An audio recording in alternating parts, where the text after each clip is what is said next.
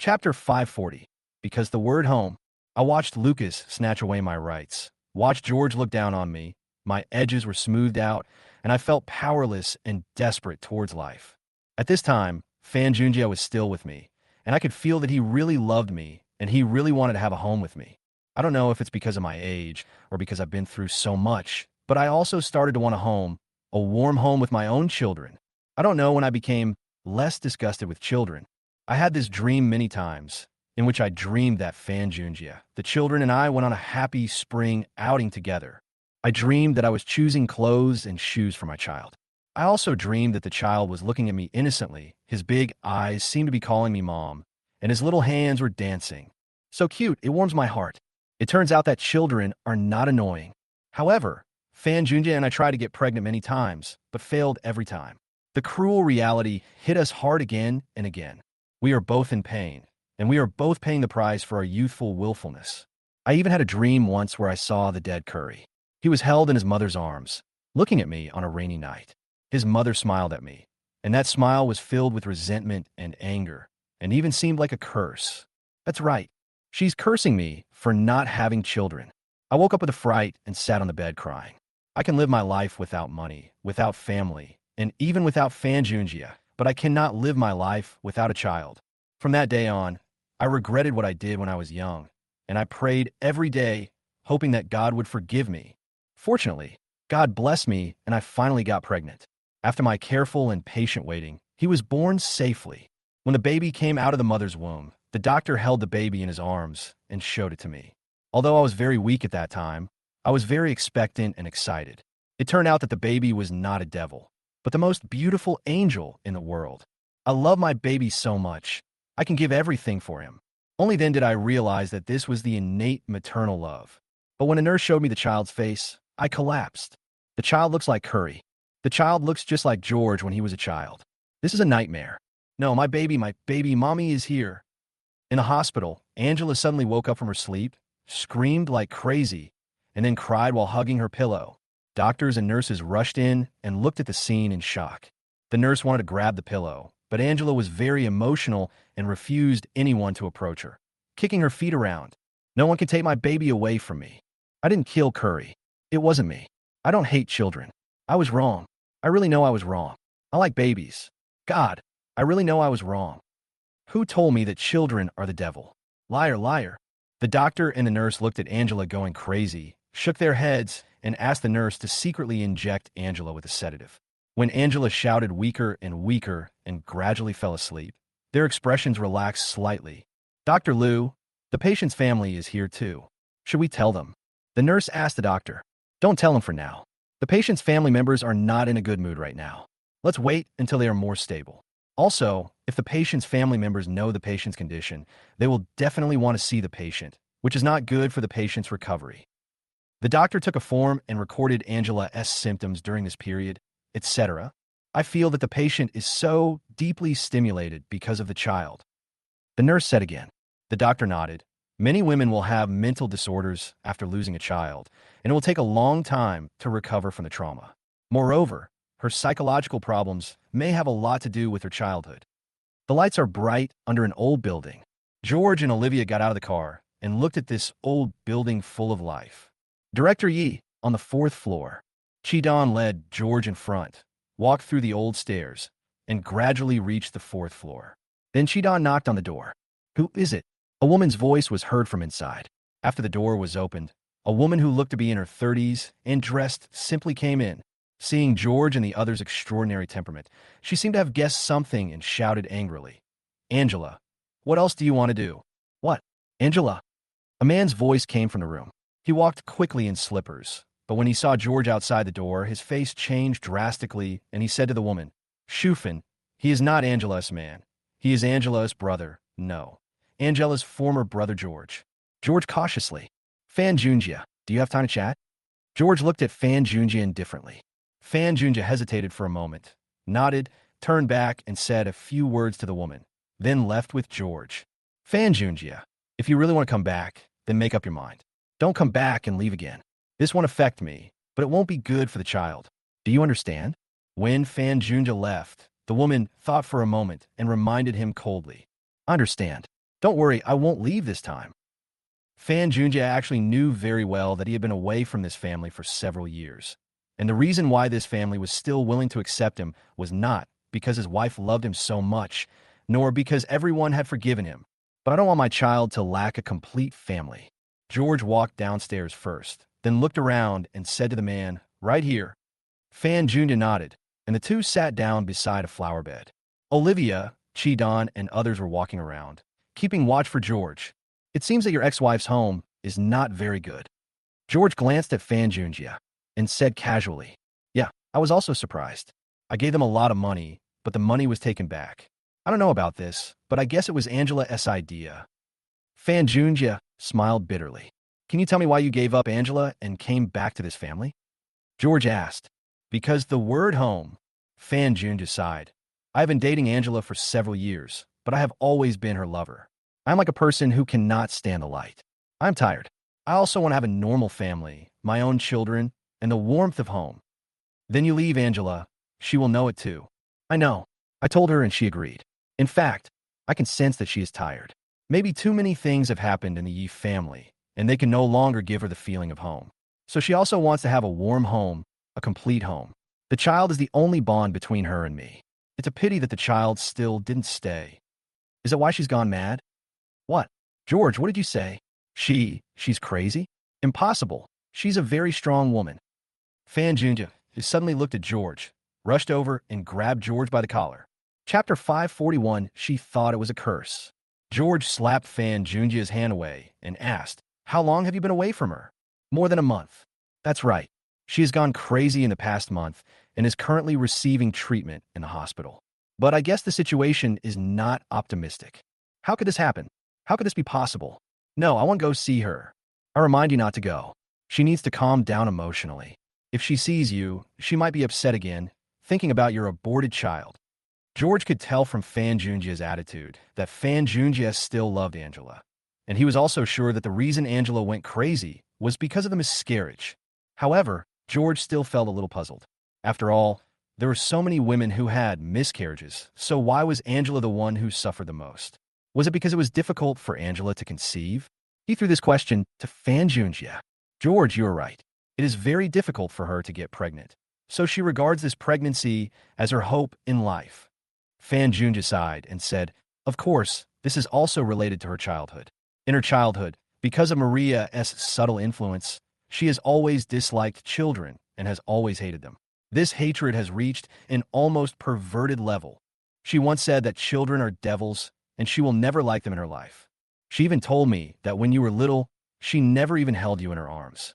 She mixed the milk powder you drank randomly. When you had a poop, she would throw you under the faucet and rinse you off. She did this even in the coldest weather. Another time, you were crawling in the garden and ran into an ant nest. You were bitten and had a fever and almost died. It was also her fault. You had many illnesses when you were a child, all caused by her. And of course by Maria, because she never cared about you and left you to Angela. Because Maria hates you, she also hates you imperceptibly. Moreover, because she has to take care of you frequently, she hates children. When she was studying abroad, she said she killed a child. She also bullied my children many times, causing them to have childhood trauma." Fan Junja told everyone he knew, very carefully and without missing a word. George gasped after hearing this. He didn't expect Angela to hate children to such an insane degree. In the days that followed, she slowly changed and began to like children, and she liked them more and more. She thought that she couldn't get pregnant was a curse and retribution. This stimulated her and made her crazy. George took over Fan Junja's words and expressed his own guess. "I think so." Fan Junja squatted down, inserted his 10 fingers into his hair, and replied in pain. George took a deep breath. Originally, he felt a little sympathetic towards Angela. He thought that even though Angela had done all kinds of bad things in the past, she shouldn't end up going crazy. But now, he couldn't muster any sympathy in his heart. "Perhaps this is what you deserve." Of course, he felt that the biggest culprit was actually Maria. Maria carried on with the grudges of the previous generation and invisibly involved the next generation. And Angela is not the only victim. Yuki is also, and maybe there will be others in the future. This also made George more and more curious about what kind of grudges and disputes there were between Maria, David, Xiao Yuer, Wei Quansheng, and the Goof family. Fan Junjia, you have treated your children and your family badly. You still have a chance to make it up to them. Cherish your current life. George stood up and left. Don't go visit Angela. It's useless. On the contrary, it will be worse for her. George leaving. Fan Junjia wanted to say something, but stopped himself. However, he looked up at the brightly lit fourth floor and finally made up his mind. This time, he couldn't let his child down again. George, wait a minute. Fan Junjia thought of something and chased after him, stopping beside George. There's one more thing I want to tell you. The day before Angela had a miscarriage, she accompanied Lucas and the others to drink. Angela said that it was Ella who persuaded her to drink, causing her to drink too much. I don't know if this was the reason for the miscarriage. Also, Angela told me that she used to hate you, but with the collapse of the Yi group and the bad things Maria did slowly come into light, she no longer hates you. Yuki once told her that you are not the evil spirit of the Yi family, but the guardian of the Yi family. After you left, the bad things done by everyone in the Yi family were exposed. Without your protection, the Yi family finally fell apart. She didn't believe it before, but later she believed it very much.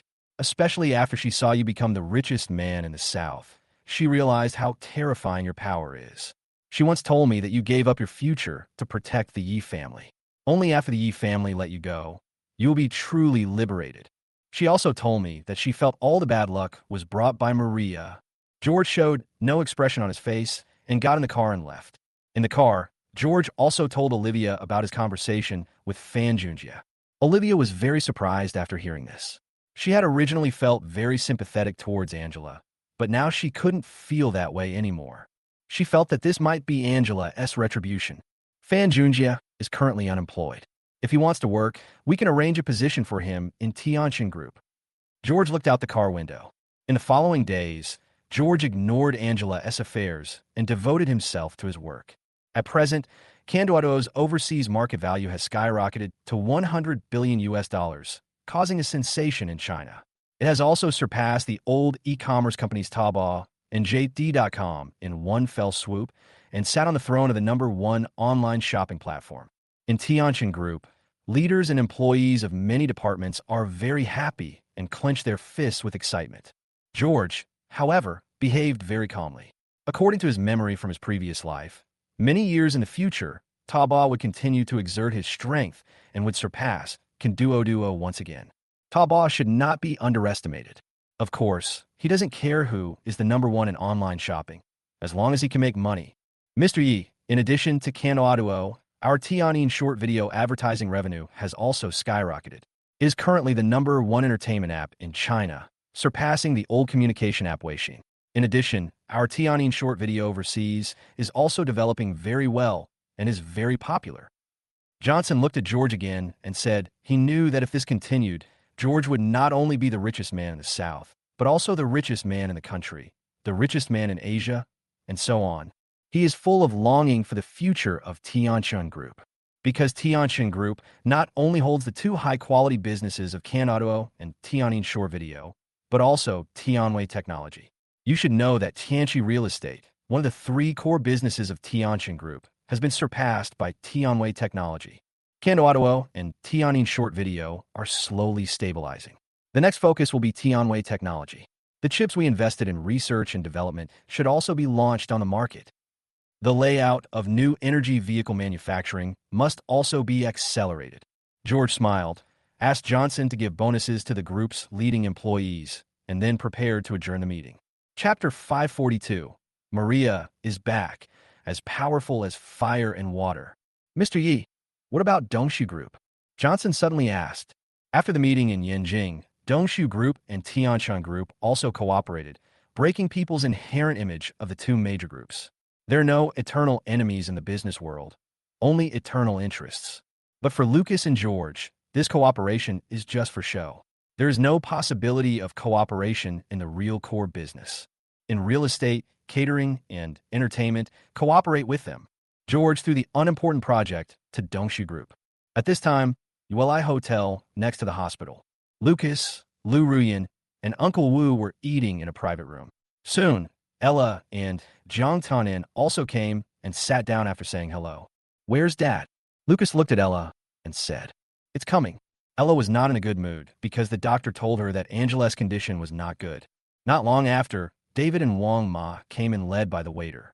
After not seeing each other for a while, David looked older and more haggard because he had been accompanying Angela in the hospital and witnessed her condition deteriorating.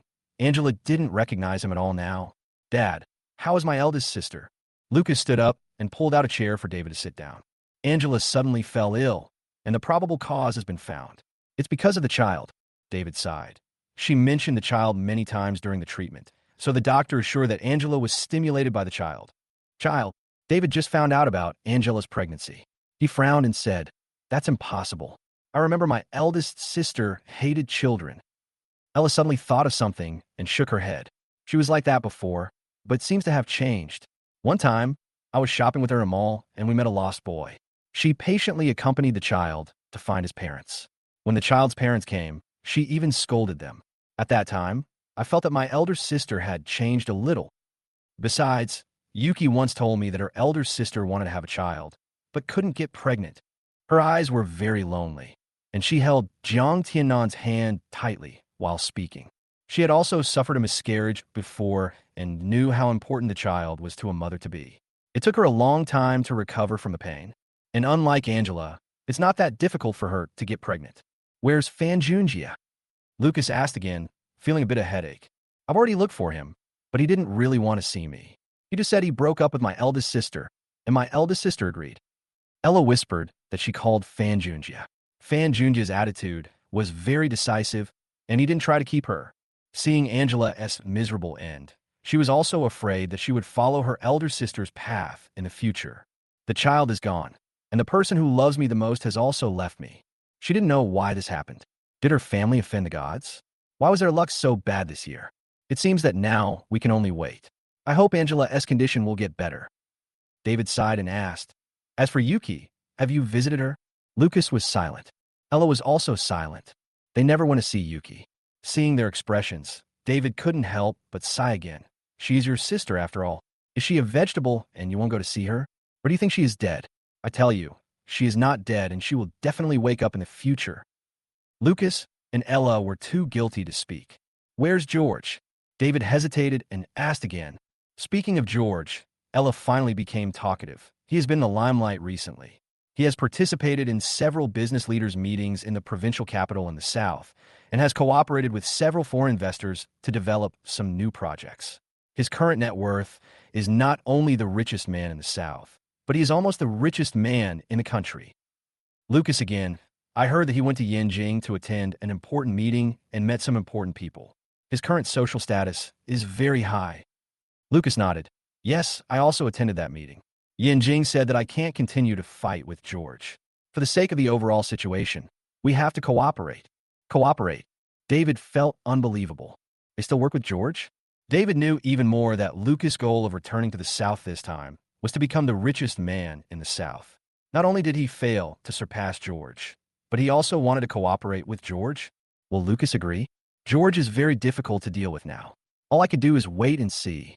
Seeing David's expression, Lucas also said with a very unhappy expression. At this time, the door of the private room was opened, and then a woman wearing jewels and fur walked in, followed by a woman in her 30s, wearing a suit and with sharp eyes. Behind him is a middle-aged man wearing an executive jacket and glasses. Everyone's attention was instantly drawn, and they were all shocked when they saw who was coming. "Mom!" Lucas and Ella both stood up. The woman wearing fur was Maria, who had disappeared for a while. But compared to how miserable she was when she left, she looks very good now. Except for looking a little older, everything seems to have returned to the way it was before. "Why is this bitch back?" David looked at Maria, who was full of energy and felt so angry that he was about to explode. He and Maria are still at loggerheads. Moreover, he knew that the current situation of the Yi family was closely related to this woman. Xiao Yuer's grudges, his father's grudges, and the children like Yuki, Angela, and so on. "If I had known she was coming, I wouldn't have come."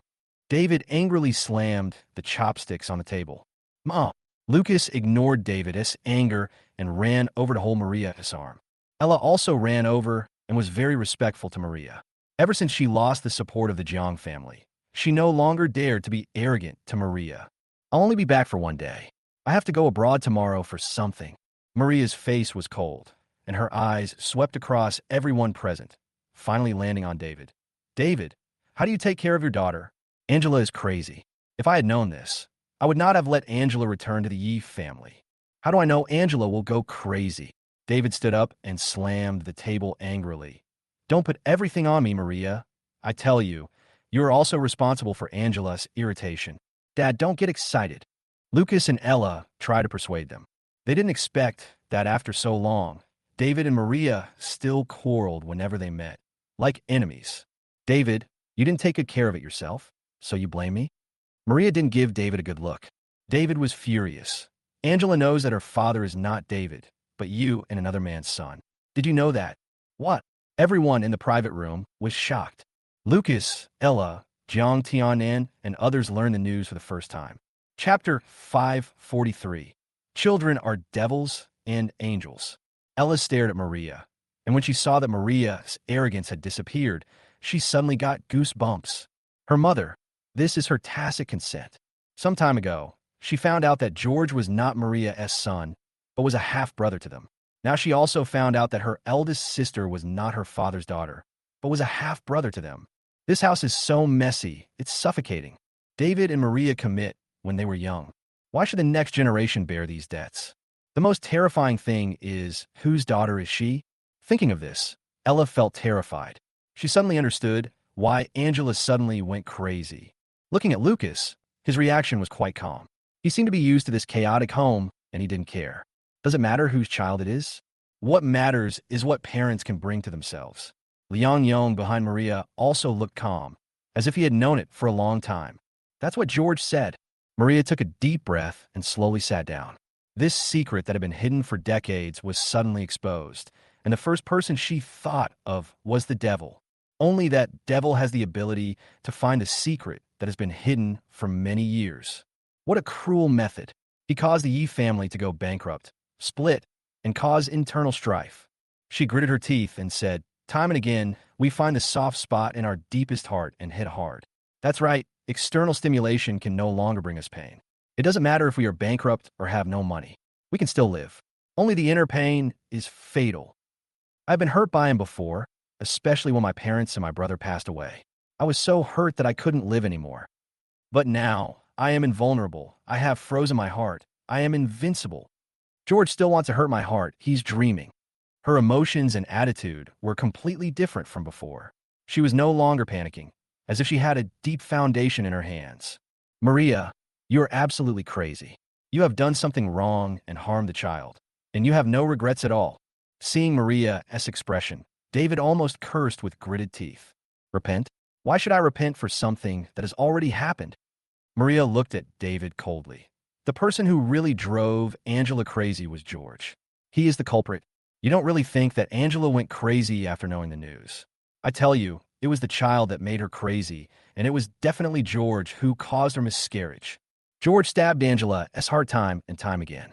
If I remember correctly, when we went to see George once, George mocked Angela for being infertile. David, do you know what I hate most about you? You are indecisive. You don't stand firm. Sometimes you help the children. Sometimes you help George. These words made David open his mouth wide, unable to refute Maria for a moment.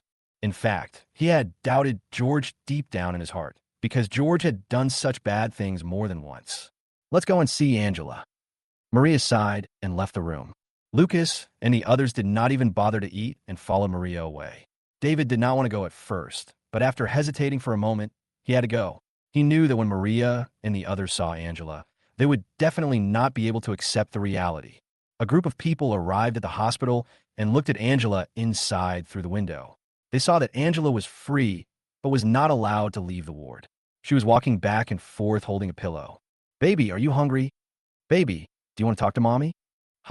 Mommy loves children and babies the most. Mommy will give you a kiss. She was rocking her pillow and humming a song, as if she was coaxing her child to sleep. Stunned Maria and the others outside the window.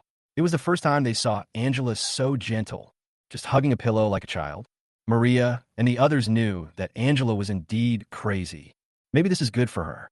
Maybe she can recover slowly. Ella knew that Angela was sending objects to remind her of someone, so she felt relieved. Lucas frowned and looked at the room, and found that there was more than one pillow in the room, and there were a lot of cotton and other things on the floor. Of course, the overall situation was much better than he thought. At least Angela did not have incontinence and could distinguish between edible and inedible things, so she could take care of herself. Things may not be what you think. At this time, David said deeply beside him. Everyone immediately looked at David and found that David was frowning tightly and his expression seemed very pessimistic. That's right, David has been with Angela the whole time. He probably knows more. Ah, you are Curry. No, no, no, you are not my child. At this time, Angela stared closely at the pillow in her hand. Her expression became very ferocious. Her eyes were wide open and bloodshot. I hate kids. You are Curry. Why don't you bring a school bag to school? You pooped in your pants again. Do you still want milk? Sure enough, children are the devil. Angela's voice was loud and scary, hysterical, like an old witch with bared fangs and claws. She carried the pillow to the bed, twisted her right hand as if turning on a faucet, and then lifted the pillow as if she was running the water under the faucet. It stinks. Who told you to poop? She cursed, shook the pillow, and slapped it. Ah, big sister. This weird scene scared Ella so much that she covered her mouth. Lucas and Maria were also pale. They had no idea what Angela was doing. She was fine a moment ago, but suddenly changed. They could not keep up with Angela's pace at all. Only David is used to it. He sees this kind of situation at least 10 times a day. Angela shook the pillow, looked around, found a plastic spoon left over from the meal on the table, then pressed the pillow to the ground and kept scratching it with the spoon. You are not my child. You are Curry, go to hell. Hee hee, I love seeing you cry the most. Cry quickly. The louder the better. I'm telling you, next time you poop in your pants, I'll teach you a lesson. The plastic spoon was relatively soft, but it still made the pillow make a swishing sound. Angela seemed to be possessed, scratching back and forth. And finally, she managed to cut the pillow open. Angela grabbed the torn pillow and danced up and down. A lot of cotton fell down and merged with the cotton that had already existed on the ground. After seeing this scene, Lucas finally understood why there was so much cotton on the floor. Just as they were stunned, Angela threw away the pillowcase that had no cotton left, went to the corner, and picked up a new pillow. My baby, they're pretending to be you. They're so hateful. Mommy loves you. Mommy loves you. No, no, no, you misunderstood. Mom loves children the most. Children are angels. The next actions were the same as the beginning, humming a song and rocking the pillow, as if coaxing a child to sleep. Chapter 544, Everyone Failed. Maria and the others watched this scene, and no one said a word. They knew that Angela's illness was more serious than they had imagined. No wonder Angela lived in a room alone. She couldn't live with the public at all. How so? Ella's eyes couldn't stop falling. She didn't want to admit that it was Angela inside. Ella, how is your study going? Sister, there's a question here that I don't understand. Ella, this question is neither difficult nor easy. Just listen carefully. Sister, what direction do you think I should pursue after graduation? Business management or finance? But I like being a star. Ella, follow your heart. It will tell you the best answer. In the past, whenever Ella felt confused, Angela would give her the most correct answer, which benefited her a lot. In Ella's heart, Angela is not only a qualified big sister, but also a beacon of her life. So she has always taken Angela as her role model. In her heart, Angela is omnipotent and is her idol in life. But her idol went crazy. How could she accept this? Especially seeing her idol torturing the pillow. This was more painful than Yuki being hit by a car and turned into a vegetable. Angela, Maria, also cried. The pain in her heart was no less than Ella.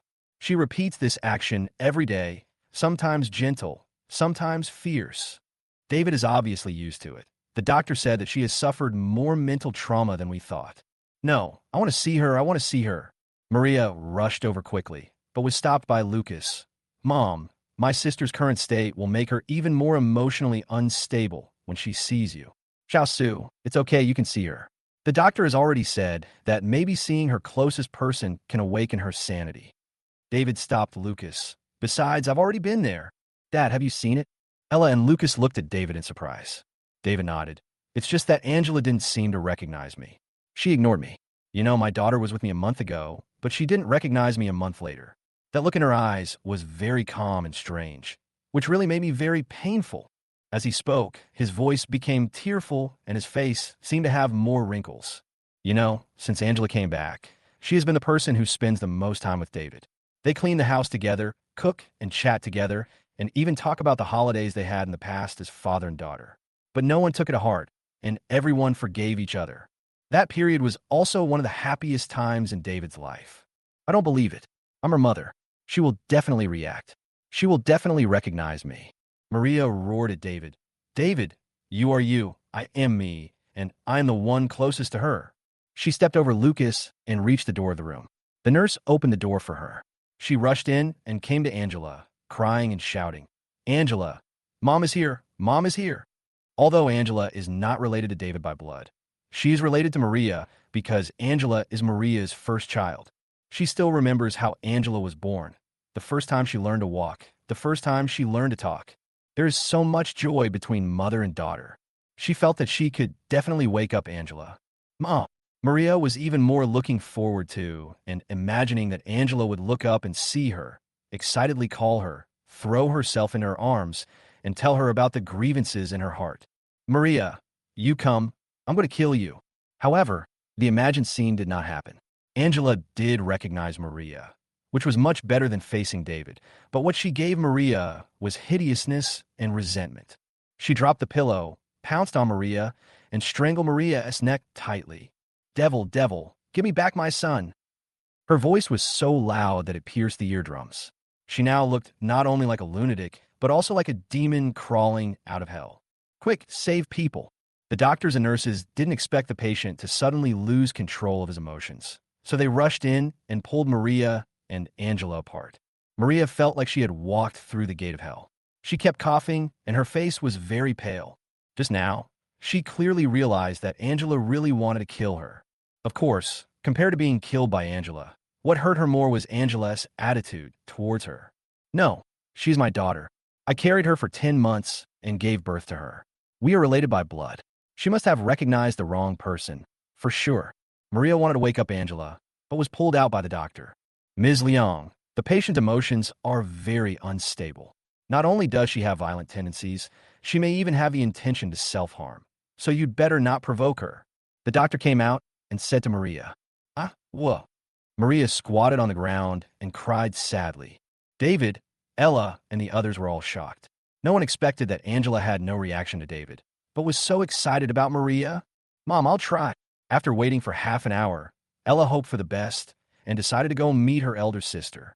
The patient's mood has gradually stabilized. Remember, proceed step by step. Angela in the ward and opened the door again. Ella walked in nervously. She didn't go to Angela immediately, but called out softly in front of the door. Sister, it's me, Ella. I'm Ella. Angela, who was hugging the pillow, suddenly felt her whole body tremble. She seemed to hear the name Ella. This situation also made the doctor look expectant, as the patient seemed to recognize his former relative. Give me back my baby. Give me back my baby. But in the next second, Angela threw the pillow and pounced on him with fangs and claws. She looked like she wanted to kill Ella. Big sister. Ella was so scared that her legs went limp and tears kept flowing. The doctor rushed in and pulled Ella out before Angela pounced on her. After Ella left, Angela stood there for a long time, suddenly showed a weird smile, walked back, and continued to hold the child. Outside the ward, everyone was speechless. Another half an hour passed, and Maria also let Lucas try. You know, Angela used to love Lucas the most. Lucas didn't want to go. He felt that Angela would not let him go. She seemed crazy, but actually she was not crazy. Xiao Su, Angela has a very different relationship with you. Give it a try. Maria's voice was soft, but Lucas could tell that Maria was very tough, so he had no choice but to try to go in. Sure enough, when he imitated Ella and called Angela's name, Angela also pounced over and looked like she wanted to kill Lucas. Fortunately, Lucas was prepared and quickly slipped out of the ward. Angela, seeing that everyone had failed, Maria knelt on the ground and cried in pain. Oh God, why are you so cruel to me? Why? What did I, Maria, do wrong? My mom, dad, brother, my daughters Angela and Yuki. When will you let me go? If I am guilty, please put all the sins on me. She kowtowed to the ground in pain and sorrow. She had been recuperating in Yinjing for a period of time, and both her body and mind were in good shape. But who would have thought that she would be so shocked as soon as she returned to the south, as if she had encountered a nightmare? Chapter 545. I didn't leave that year. George. Just when Lucas and the others were at a loss, Maria suddenly screamed, "Call him to me, now, immediately. I want him to see how miserable the people he harmed are. I wonder if he dares to see Angela. Does he dare? Xiao Su. Hurry up, call me and tell me I'm back. I'm back home." Lucas frowned. In fact, ever since Mr. Hua warned him, he didn't dare to play tricks on Lucas. Now that he called George over, he was most afraid of violating the rules and causing Mr. Hua's dissatisfaction. You must know that if Mr. Hua is unhappy and makes suggestions to the Goof family, his rights can be taken back at any time. He glanced at the excited Maria and had no choice but to call George. At this time, George was inspecting his battery RD center and then received a call from Lucas. He felt a little strange, but he picked up the phone anyway. "Brother, it's very abrupt to call you. I hope you can forgive me." "Mr. Lucas, what's going on?" "It's like this. Mom is back, and she wants to see you. We are currently in my eldest sister's hospital. Come quickly." "I'm Buse." Lucas was not surprised by George's refusal. He knew that without the benefits, George would never go to see Maria. Unless one day, George has 100% ability to deal with Maria, he will take the initiative to find Maria. "You are developing new energy batteries, right? I can help you connect with light rare earths." Lucas took a deep breath and said, "The mining of light rare earths is no longer allowed in the south, but it is still allowed in the northwest and north. Your battery factory must have a great demand for this." "Not bad. Can you fix it?" George asked. Lucas readily agreed. "Okay, send someone to Dongshi Group right now, and I'll have someone sign a 10-year rare earth supply contract with you." "Good." George nodded and told Lucas to arrive at the hospital in an hour. Lucas hung up the phone. He was in a very unhappy mood. He and George were sworn enemies, and yet he had to help George with his business. An hour later, George's car arrived at the hospital. He followed the nurse to the outside of the ward and saw everyone from the Yi family at a glance. Speaking of which, this family hasn't been together for a long time. Of course, George's eyes soon fell on Maria. He could see that Maria was in much better condition. It seemed that she was living a good life in Yanjing. "George is here." Ella suddenly shouted. David, Maria, Lucas, Jiang Tianan, and they all looked at George. David and Jiang Tianan had complicated expressions, but they didn't show any hatred. However, Maria, Lucas, and Ella were different. They looked as if they wanted to kill George. Of course, there is Liang Yong. Maria strode over, her eyes bloodshot, and she flapped her wings and roared like a hen protecting her chicks. "Your eldest sister is crazy, crazy. Come and see, come and see. George, you killed your second sister, and you dared to hurt your eldest sister. Your eldest sister was mean to you when she was little, but you dealt with her. Now she just wants to live a simple life. Why don't you let her go? You killed Angela's child, didn't you? Not only Angela, you killed Ella's child as well. Don't think that just because you're the richest man in the South, no one can deal with you. God is watching you." After Maria finished speaking, she burst into tears again and grabbed George's suit sleeves, trying to make George suffer from conscience torture. "George, go check on Angela. She's hugging her pillow like a baby." Ella also came over and said angrily, "She was fine more than a month ago, but she became like this a month later. She doesn't even recognize us now and wants to kill us." Talking about the tragedy that just happened, Ella couldn't help but cry. Then she continued to curse George as an unforgivable evil and a cruel person. Lucas watched from behind and didn't say anything.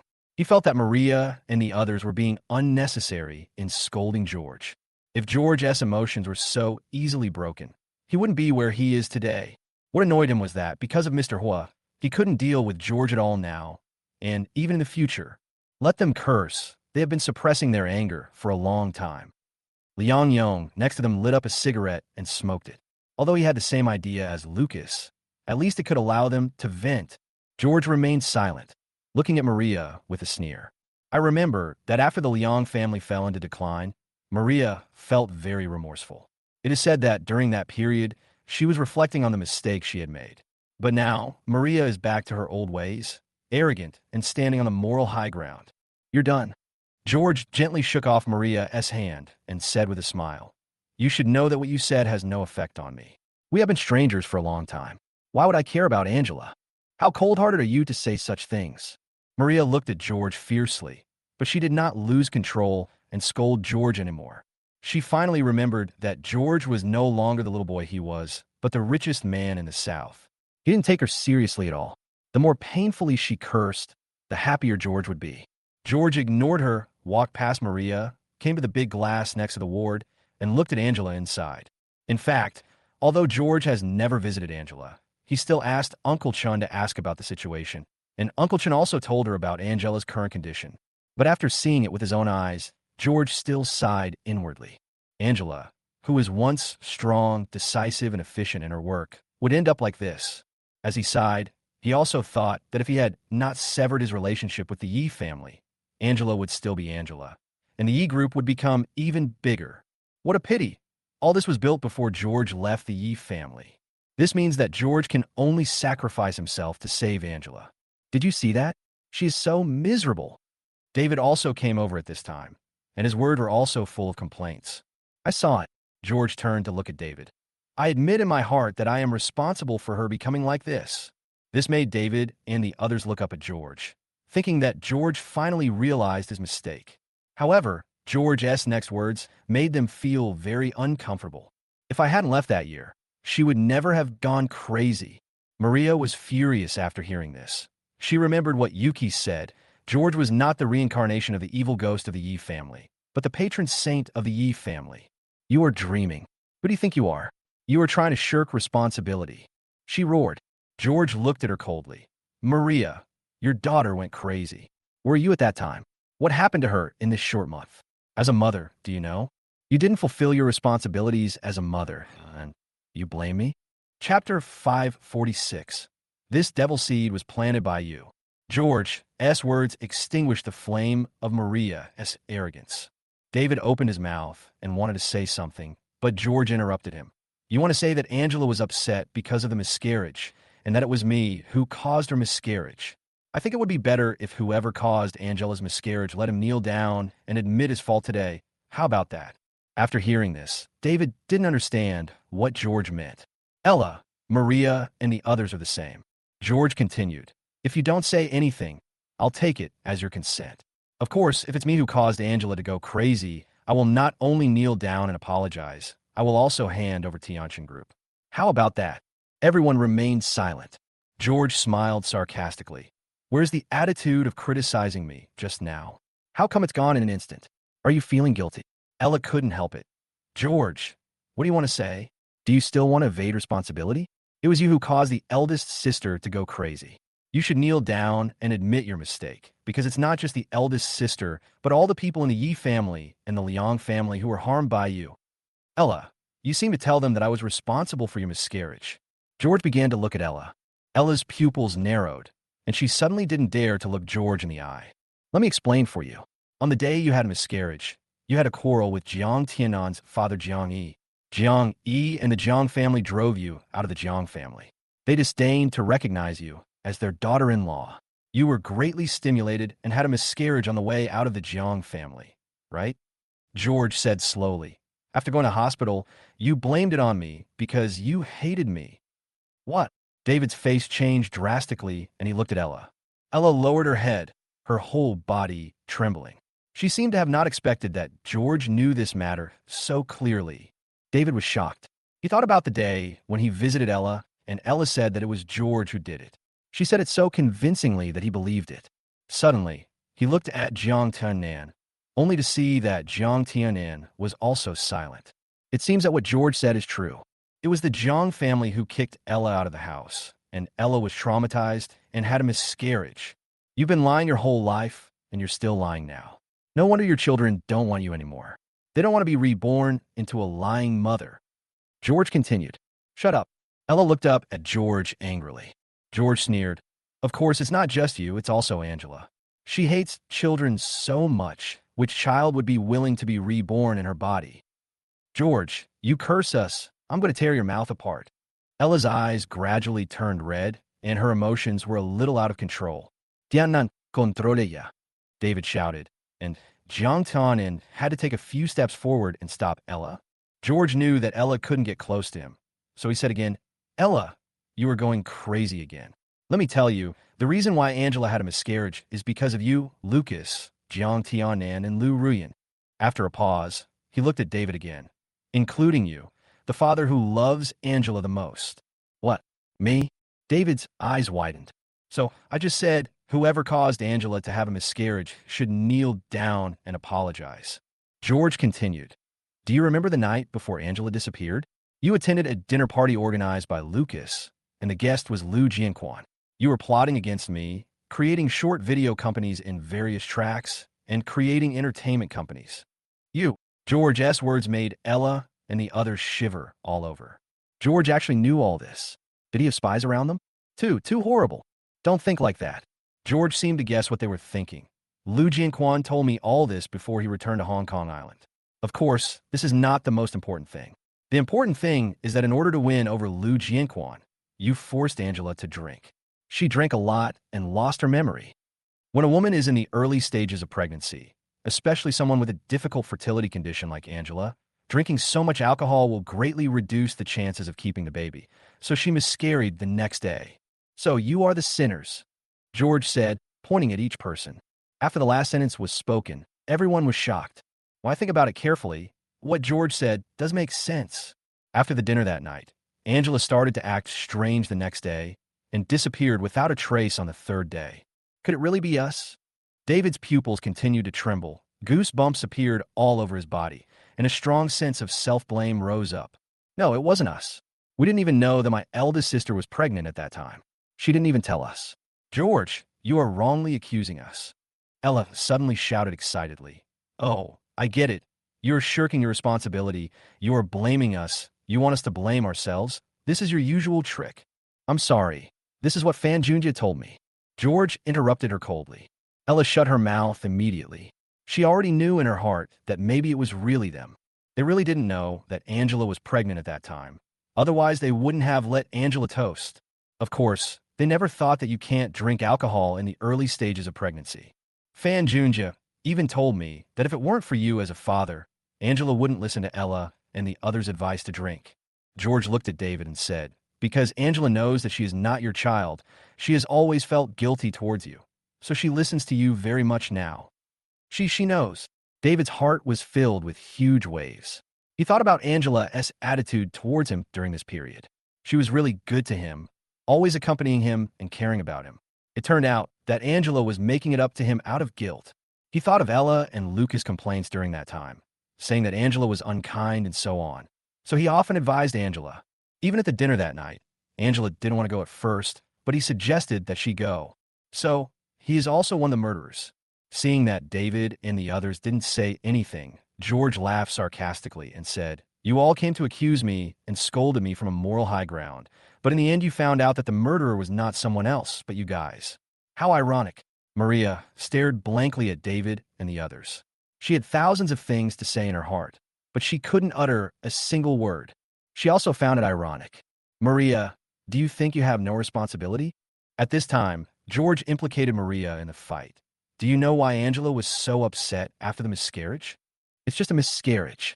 It's not a big deal in the birth process. Most people can adjust their physical condition and psychological trauma quickly, but Angela can't. Have you ever thought about the reason? The reason is you.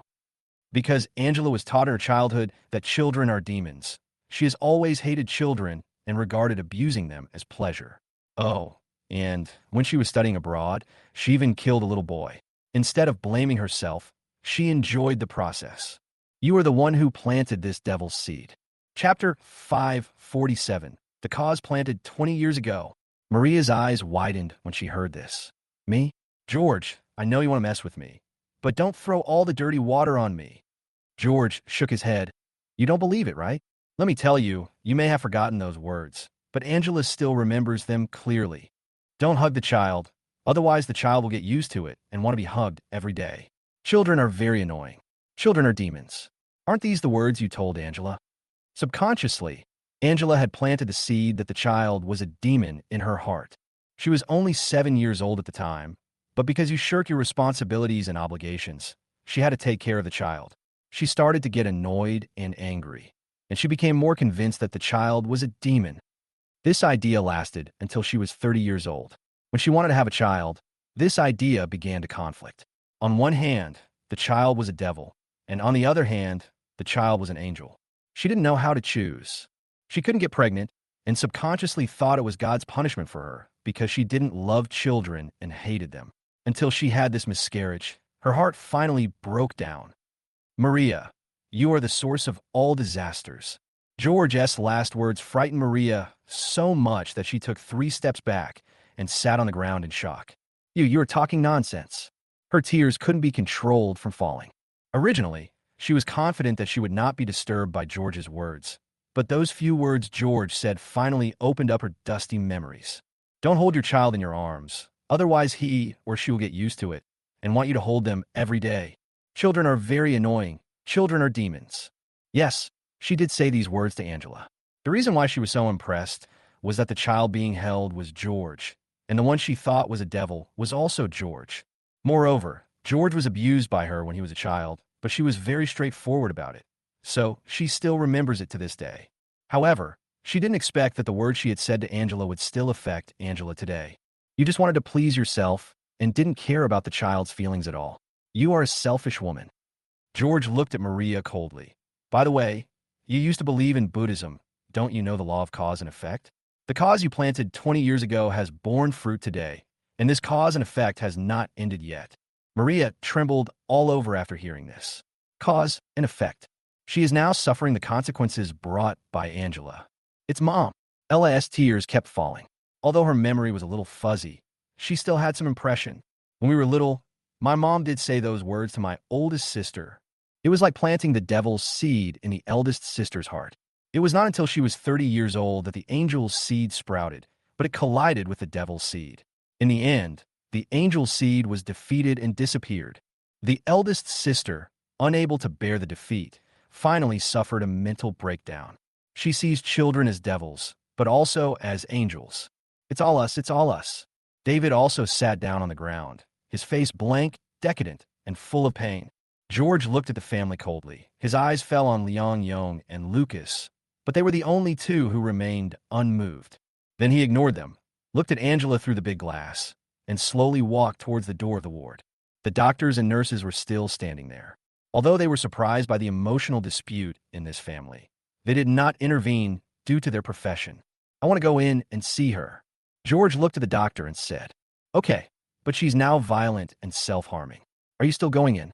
The doctor frowned and replied, Just now, they all tried it, and the patient lost control of his emotions when he saw them. I know, open the door. George nodded. The doctor gave a few instructions to the nurse and opened the door. They were ready to rescue the patient immediately if he got out of control. Lucas and Liang Yong frowned. They didn't expect George would want to meet Angela. According to their guess, doesn't George hate the Yi family? George entered the ward. He stared at the messy cotton on the floor and the pile of pillows in the corner. My eyes fell on Angela, who was singing while hugging a pillow by the bed. Judging from the back, Angela was much thinner than he had imagined. You know, he had seen Angela a few months ago, and she didn't look old at all then. She looked like a girl of about 25 or 26. In just a few short months, the changes are so great, which just proves the saying that human aging often happens in an instant. Angela. George walked over. Angela was shaking the pillow, and suddenly she realized something and cursed to herself. Ah, you are Curry. No, you are not my child. I hate kids. You are Curry. Why don't you bring a school bag to school? You pooped in your pants again. Do you still want milk? Sure enough, children are the devil.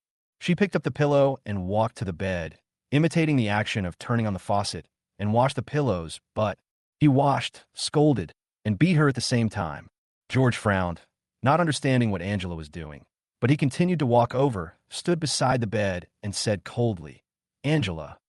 Angela was still washing the pillows, and slowly turned her head to look at George.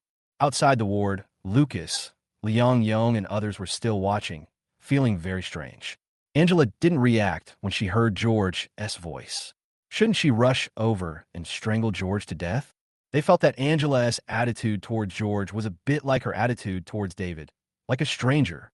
However, the next scene in the ward surprised them. George, you're here? You're finally here. No, it's not me. I didn't spank you. I was washing your butt. You pooped again. I loved you when you were a child. I always hugged you. No. It's Mom who won't let me hold you. She's afraid that you'll get used to being held and want to be held every day. She just wants to leave a psychological shadow on you since you were a child. Without the love and care of your parents, you'll have psychological defects when you grow up, and you'll have depression or anxiety or even mental illness. It's none of my business. I like children the most. Children are not monsters. Angela kept smiling at George. George frowned, not understanding what Angela was saying, but he understood a few of the words. If you don't hold your child from a young age, the child will lack love and develop psychological defects, and he or she will become depressed, anxious, and mentally ill when he or she grows up. This is what Maria thinks. How cruel it is. Even when she found me in an orphanage and didn't take me home, she must have been thinking this way. Unfortunately, I survived without too many psychological defects. Angela, I'm grown up and don't need your care anymore. George looked at Angela again and said, also, Curry is dead and will never come back to find you. Ah, little Curry. Angela suddenly screamed like crazy, pressed the pillow on the bed, and kept scratching it with plastic cutlery. A devil. She screamed like a pig being slaughtered, and her emotions seemed out of control. Chapter 548. Our mother is a devil. David and Ella were staring at the situation in the ward, very nervous. The doctors and nurses rushed in and wanted to take George away, but George raised his hand to stop them. He could see that Angela was indeed out of control, but she didn't hurt herself. He understood a little more. The three characters that stimulated Angela to go crazy were his childhood self and little Curry. The third one is the aborted child. Angela, you didn't save your child. Next time, keep trying. George looked at the crazy Angela and said. Angela stopped hurting the pillow and looked at George suddenly. Her eyes seemed to want to tear George to pieces, but she was very afraid of George in her heart, because in her eyes, the man in front of her was not only George, but also the baby she had taken care of and abused. No, my child is not dead. I was wrong. I don't hate children. Children are angels. She roared at George. He is dead. That is a fact. George's voice got louder. No. Angela was furious and shaking her head, full of violent tendencies. David and Ella were very worried about Angela and asked the doctor to immediately stop George from stimulating Angela. But the doctor refused because Angela's current condition is very abnormal. This is the first time she looks like this since she was admitted to the hospital, and it is also the first time she has not hurt others. Maybe because of these stimulations, Angela's spirit will recover. David and the others were shocked after hearing this. George, a man who made the Yi family fall into hell, could actually save Angela? Could it be that in Angela's subconscious mind, George is better than them? No, absolutely not. Maria was also lying in front of the glass watching. She kept shaking her head and felt hurt in her heart. But she also knew that compared to George, Angela should hate her more, because it was she who destroyed Angela's conscience and created a devilish childhood. George, I know I was wrong. I have something to say to you. Angela, who was still going crazy a moment ago, suddenly calmed down, looked at George deeply and said, if I don't say these words, I will be very uncomfortable. Can you give us a private space so that we can have a good chat? What is shocking is that when she said these words, her attitude and emotions were normal, and she was even tidying up her messy hair. If she wasn't wearing a hospital gown and had messy hair, she would definitely be a normal person. Good. George nodded, turned to the doctor, and told them to arrange a private room. There's a room. It's right next to you, but the doctor is a little worried. Don't worry if anything goes wrong. I will take full responsibility. George nodded. The doctor thought about it and finally agreed. He walked over with the nurse and wanted to tie Angela up and take her to the next room. Don't tie me up. I'm not crazy. I'll leave with George. Angela resisted the doctor's approach and told the doctor that she was not crazy. But in the eyes of doctors, anyone who says they are not crazy is actually crazy, so they are not reassured about Angela. Let her follow me. George stopped the doctor. I will take responsibility for whatever happens. The doctor was in a dilemma.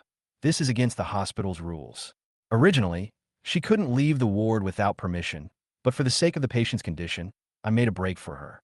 Now, I let her walk out of the ward like this. If she goes crazy, I can't bear the consequences. I said, I'll take responsibility. George said calmly. I am George from Tianjin Group. This sentence is enough. The doctor was stunned after hearing this. Although he was a doctor in the hospital, he also knew the importance of the name George. Since George said he would take full responsibility, then he would definitely be able to bear it. Good. The doctor walked out of the ward and opened the next room. George took Angela out of the ward, and Angela followed George obediently and did not do anything out of line. When the two of them came out, David, Maria, and others were very nervous. Then they saw Angela glance at them as if she didn't know them, and continued to follow George and enter the room. Bang! As soon as the door was closed, each of them felt very uncomfortable. Angela, why do they want to kill them, but want to talk to George when they see him? George took a quick look at the room and saw many rehabilitation instruments and some signs with numbers on the table. He guessed that this sealed room was used to test mentally ill patients. George pulled a chair and sat down, then motioned for Angela to sit down. Angela sat down beside the bed. She didn't look restrained or scared. After looking left and right, she found a disposable cup in the water bottle in the corner and poured 2 cups of water. George was a little surprised. George, let me tell you, when Maria brought you back as a child, she didn't allow us to hold you because she thought you lacked love since childhood and had a psychological trauma when you grew up. Angela held the water cup with both hands, took a sip, then looked at George and said. George actually knew about this and asked, "How do you feel now?" "Very good, no big problem." Angela nodded. "They think I'm crazy, but actually, I'm not crazy." George found it hard to understand whether this was true or not, so he continued to ask, "What do you want to talk to me about?" "What?" Angela frowned slightly, as if she was thinking, "There are too many things I want to talk about, from our childhood, to your return from the orphanage, to your severance of ties with the Yi family. Alas, these things are hard to describe in one sentence. However, I now understand Yuki a little bit. No wonder she was depressed for a while. I think I'm similar to her. I have thought about this reason for a long time, and the conclusion is that our mother is a demon. Oh, there's another secret I want to tell you. Yuki wasn't hit to death by you. Ella accidentally let it slip. It was Lucas who did it. It's horrible. The little brother we have doted on since childhood is actually an executioner. I know if this continues, something will definitely happen. Ella is so close to Lucas. She will end up like Yuki." George knew this already and asked, "So, you pretended to be crazy in an attempt to avoid them?" "I'm not crazy. Who said I was crazy? I never thought of pretending to be crazy to avoid them." Angela shook her head. "Let me tell you one more thing. Not only am I not David's daughter, Lucas is not David's son either." George's face changed slightly after hearing this. In fact, he had already guessed it, but he was just too lazy to confirm it. Of course, he was more curious about whose child Lucas was. "And your father?" George asked. "Gu family." Angela looked around and whispered, "It was our uncle who brought us back. At present, some people in the Gu family have recognized us, but some people are against it, so the Gu family asked us to wait. They seem to be going to find our father. When they find him, we will become children of the Gu family legitimately." Chapter 549. The emphasis is on experience, not process. Call. George exhaled lightly. He had actually guessed this. Otherwise, how did Lucas gain such great power? He had thought about this question at that time. At present, it seems that if Lucas' father comes back and gets more say in the Gu family, Lucas' status will be further elevated. By then, Mr. Hua may not be able to uphold the rules of this game. Angela, what if David knew this news? George looked at Angela again. Angela shook her head blankly. "I don't know. I've tried not to reveal any news. I am afraid that Dad will be very sad, but I think that this matter will be exposed sooner or later. When the time comes, Lucas will definitely turn around without mercy, abandon his father, and accept a man he has never met as his father. Dad, it's actually quite pitiful." She kept talking to herself, with tears glistening in the corners of her eyes. George had a blank expression on his face. In fact, he had already known what would happen in the future, and he had reminded David, but David just didn't believe it. Of course, he didn't need to prove anything. After all, he had severed ties with the Yi family. Although David is indeed related to him by blood, George has not actually forgiven him because of Xiao Yuer's incident.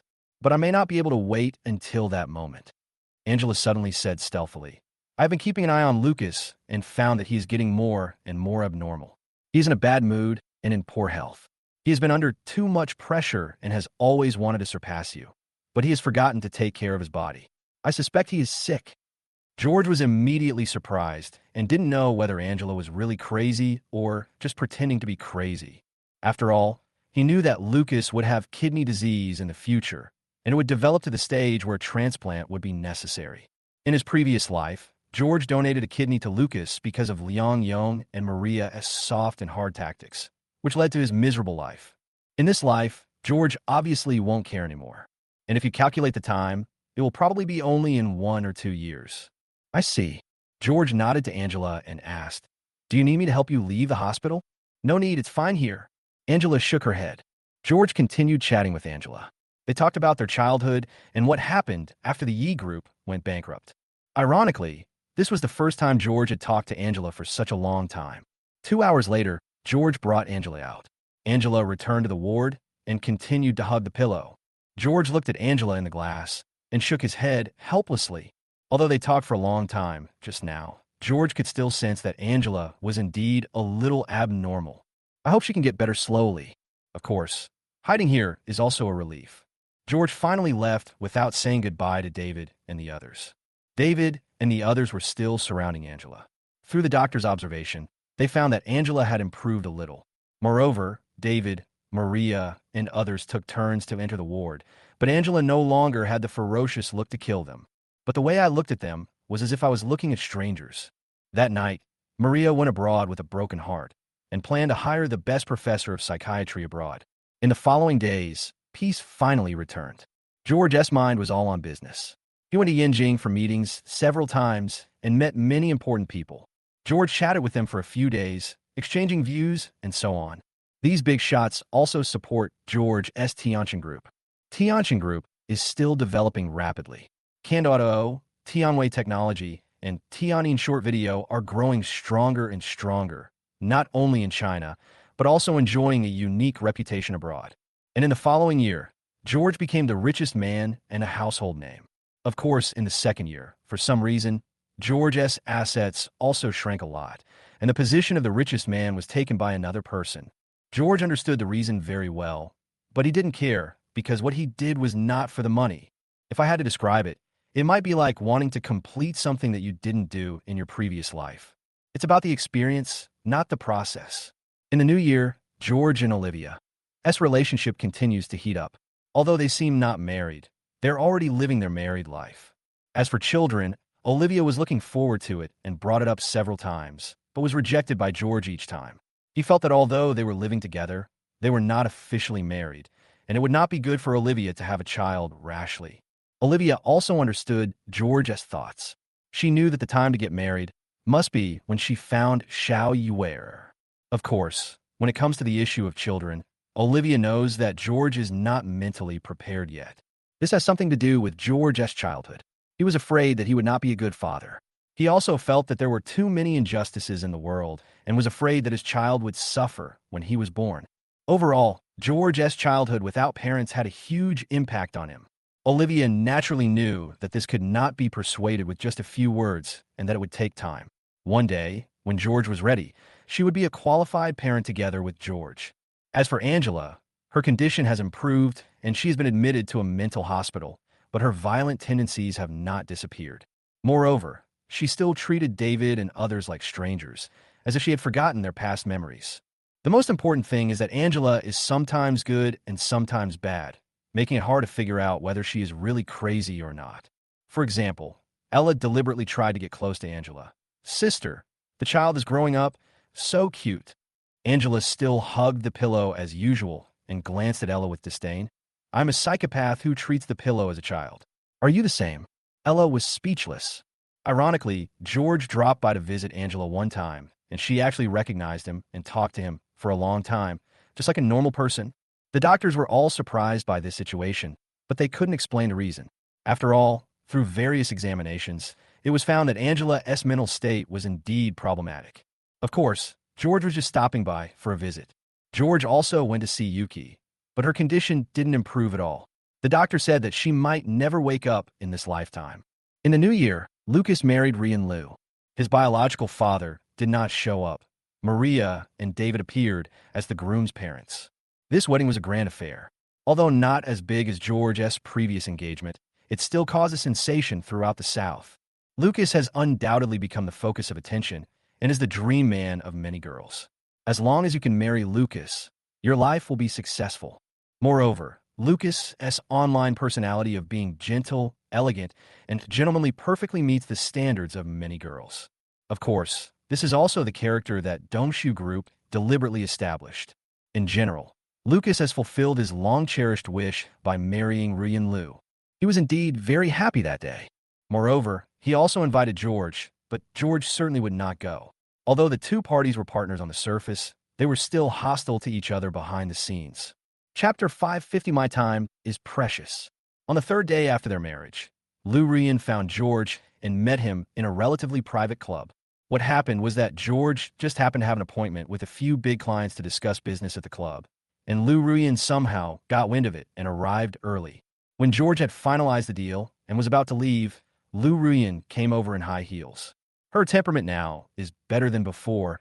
She is very beautiful, wearing exquisite high heels and flesh-colored stockings. Her temperament seems to flow between that of a young girl and a young woman. When she walked in the club hall, countless eyes were on her. She was indeed very beautiful. It's you. George was still very surprised by her appearance. Yeah, you're here too. Lu Ruian gave George a nice smile. Why? You don't welcome me. Seeing that George didn't respond, she smiled playfully and said, It's okay to treat me to a meal. No problem. Eat as much as you want and tell the manager my name when you pay. George said and left. Hey, wait. Lu Ruian reached out and grabbed George's arm. George stopped and looked down at his arm. Lu Ruian realized that she was being a little abrupt and quickly let go. Don't be so stingy. I'm not asking you to treat me to a meal. I'm asking if you have the precious time to have a meal with me. You also know that my time is precious, so... George looked at it indifferently. Oh my, George, we were boyfriend and girlfriend after all. Why are you trying to avoid suspicion? I'm not afraid. So why should you be afraid? Lu Ruian pouted unhappily. We haven't reminisced for many years. We just had a meal and chatted. At most, I can call your fiancée and report it to her. Forget it, eat. George felt a little helpless towards Ruian Lu. I thought to myself, you're already married. Why are you looking for me? I'm not afraid of what others may gossip about, but we really don't have anything to talk about. Lu Ruian was really happy to see that George agreed, and in order to avoid suspicion, she did not ask for a private room, but sat down in the hall. Waiter. After Lu Ruian sat down, she started ordering dishes, including foreign chilled oysters, matsutake mushrooms, shinhu beef, etc. After she finished, she looked at George. I just want a glass of water. George, you don't have to pay. I'll pay, okay? Just order something. I just ate. Okay, then I don't want the water. Let's have a bottle of Lafite. George like an innocent college student. George felt very uncomfortable being stared at.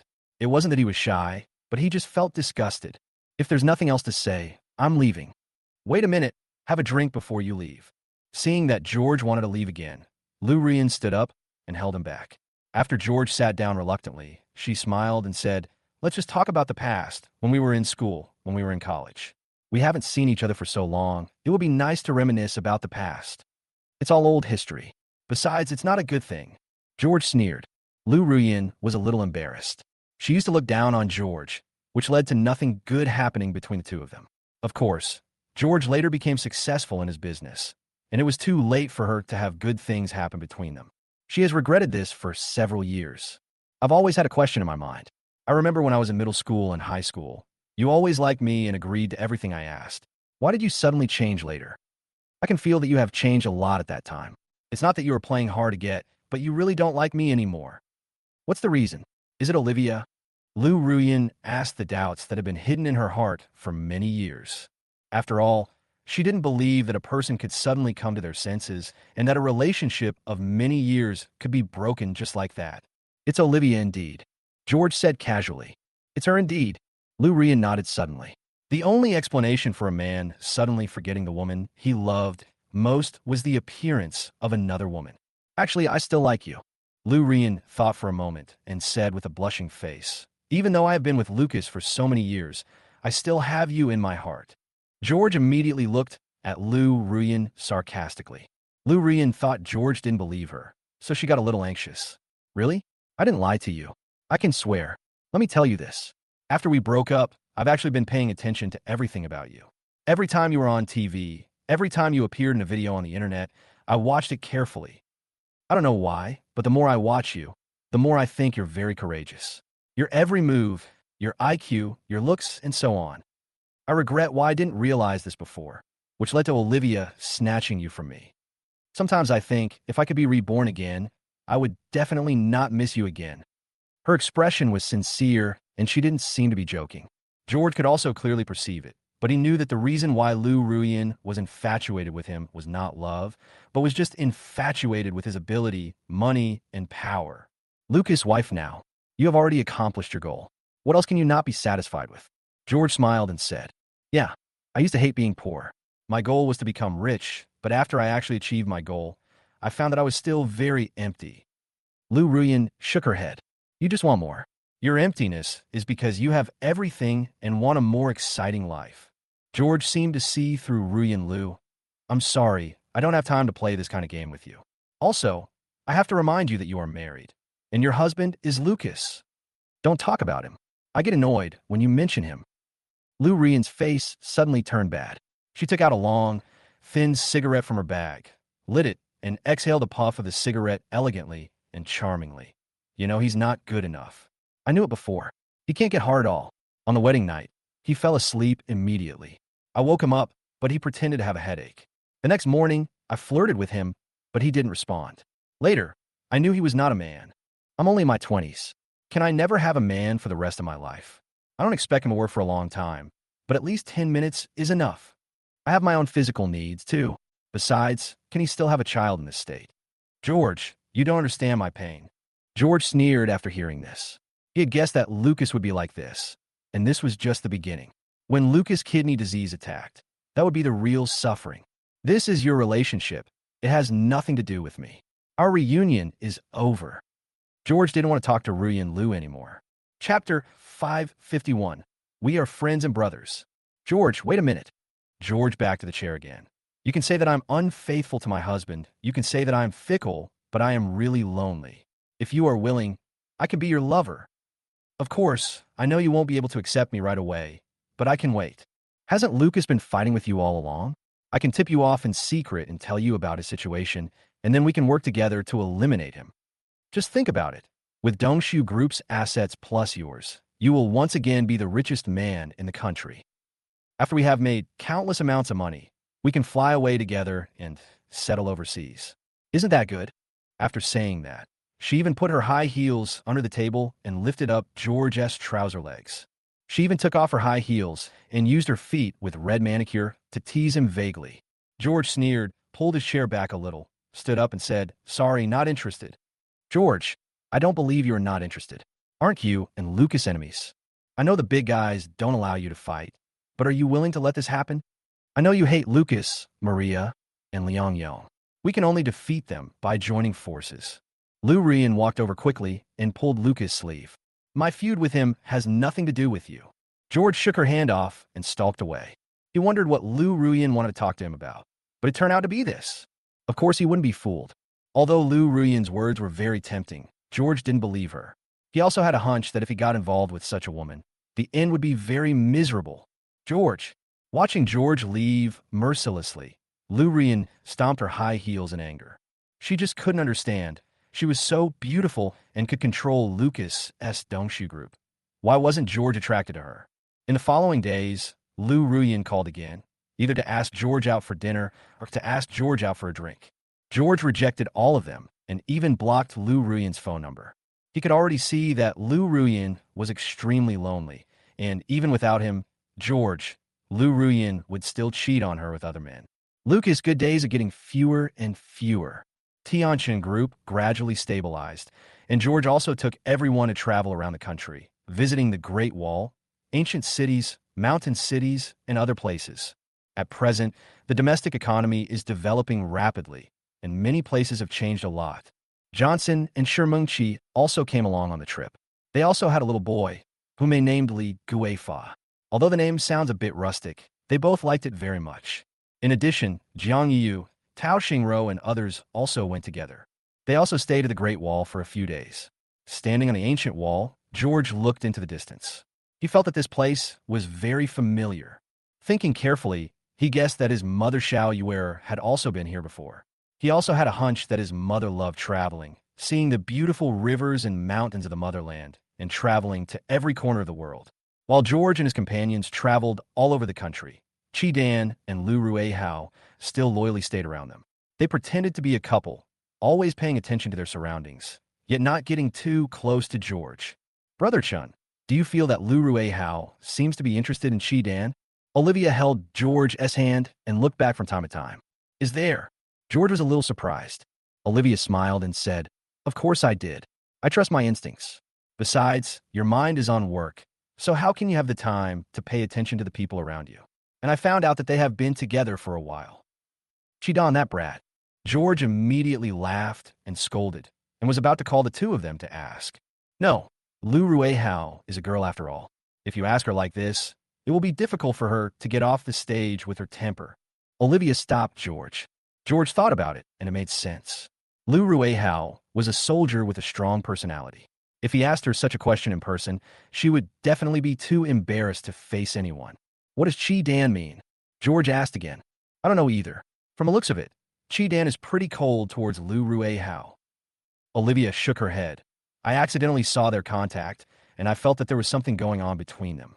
I also had a hunch that Chidan seemed to be deliberately avoiding Lu Ruian, but because of his duties, he couldn't avoid contact.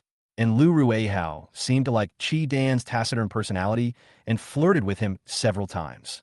George smiled after hearing this. How about this? Call Chidan over, and I'll ask him what he thinks. Okay, I'll deliberately slow down my pace and walk with Sister Yu and the others. You can find a chance to chat with him. Olivia finished speaking. She walked to the back and ran to Jiang Yu and the others. George waved to Chidan. Chidan immediately ran over quickly and looked around more vigilantly, thinking that some accident had happened. Don't be nervous. Nothing happened. I just want to talk to you. George smiled and said, George, do you have anything to tell me? Chidan looked like he was promising to complete the task. George looked at Chidan, shook his head and smiled. There's indeed a task, but this task can only be completed by you. Tell me honestly, do you like Lu Ruian? Chidan was stunned and his eyes widened. George added, we are so familiar with each other now. Just tell me what you think. George, I'm sorry, it's my fault, it's not true. Chidan lowered his head in self-blame. George knew what was going on when he saw his expression and patted him on the shoulder. Chidan, do you remember when I went to Mianbei to save you? Remember, George, I'll never forget it. Chidan looked up, his face a little excited. Indeed, he will never forget it in this life, let alone the next. He will never forget that day when George brought two people to Mianbei and rescued him in the huge industrial park. This was the first time in his life that his boss took a risk for his subordinates. After he came back, he looked up many stories about bodyguards, but he had never heard of such a thing. Most of the time, bodyguards lost their lives for their bosses. So from that moment on, he knew that George was his destiny. Since you remember, you should know that in my heart, you are not a bodyguard, but a friend. In other words, a brother. George said calmly, you are not a child anymore. It's time for you to get married. You are afraid that after you get married, you will have concerns and won't be able to risk your life to protect me. When Chidan heard this, her eyes turned a little red, and then she nodded. He didn't hide it anymore, because he knew how capable George was. He was a mastermind, and there was nothing George didn't know. Chapter 552, Xiaoling Yun was caught. Who told you that you can't protect me after marriage? On the contrary, if you get married and have a family, then you won't have to worry about anything. I'll make the decision for you on this matter. George knew that if he continued talking, Chidan would come up with another excuse. So he went straight to the point. I just want to ask you one question. Do you like Lu Ruian? George. Chidan hesitated. Answer me. Yes or no? Yes. Yes, that's enough. You go find Lu Ruian right away and tell her that you love her very much and that you want to marry her. Of course, you don't have to ask her to answer right away. I'll have someone prepare a proposal ceremony, an engagement ring, and so on. No matter what, the proper ceremony must be given, and the girl cannot be wronged. If she agrees, I will go to her house to propose marriage on behalf of your parents, and I'll take care of the gift money and everything else. When Chidan heard this, tears welled up in her eyes. Go! George pushed him. Chidan quickly ran to Lu Ruian's side. Lu Ruian was still looking around, alert for any unexpected events, when suddenly Chidan ran over, his face red, and he seemed to be in a very bad mood. What's wrong? Hello, Lu Ruian. Chidan blushed, feeling a little embarrassed to look at Lu Ruian. She couldn't say what was in her heart, even if she died. He had killed people and was a former assassin. He had never thought about getting married and starting a family in this life, let alone saying, I love you, to a woman. So, it was difficult for him to say it for a while. It's not because it happened so suddenly, or because I'm arrogant or something, but because I felt like I was dreaming. What are you going to do? Lu Ruian was confused by Chidan. I love you. I want to propose to you. I hope you can marry me. Chidan finally shouted out, and because of excitement, his voice was very loud and his speech was very fast. Olivia, who were still looking at the scenery not far away, also looked over. There were several tourists nearby who also looked at them in surprise. However, Chi-Dan did not feel embarrassed. He simply ignored the strange looks from all around him and just kept looking at the woman in front of him. "Ah, you." Lu Ruian finally reacted after a second, stroking his mouth in surprise, his pupils trembling constantly. "What's going on? This blockhead actually said he loved me? And in public? Doesn't he never express these things in front of outsiders? What is this? A proposal or a confession? Which man proposes on the Great Wall? You should at least have a ring. Even if you don't have one, you should have a bouquet of flowers." Lu Ruian raised his head proudly, with his arms across his chest, with an attitude of, "I'm very proud and will never agree to this. And you, a mere mortal, don't even think about it." Of course, her heart was already pounding and her palms were full of sweat. After she finished speaking, she immediately changed her mind. "However, seeing that you are so sincere, I will temporarily agree to your request." She was also afraid that Chi-Dan would suddenly change his mind, so after being so arrogant, she still had to give Chi-Dan a way out. "Well, that's good." Chi-Dan let out a long breath, finally not feeling so excited anymore, and consoled himself. "I finally completed the mission." "What? Mission? Do you think I, Lu Ruian, am a mission?" "Chi-Dan, tell me what's going on."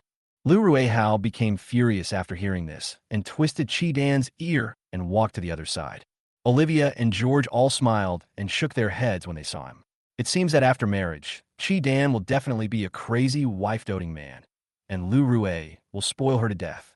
Olivia saw that George had solved the problem and was about to go to George when suddenly a phone call came in. "What? Brother was arrested?" Okay, Mom, don't get excited. Brother Chun and I will be back soon."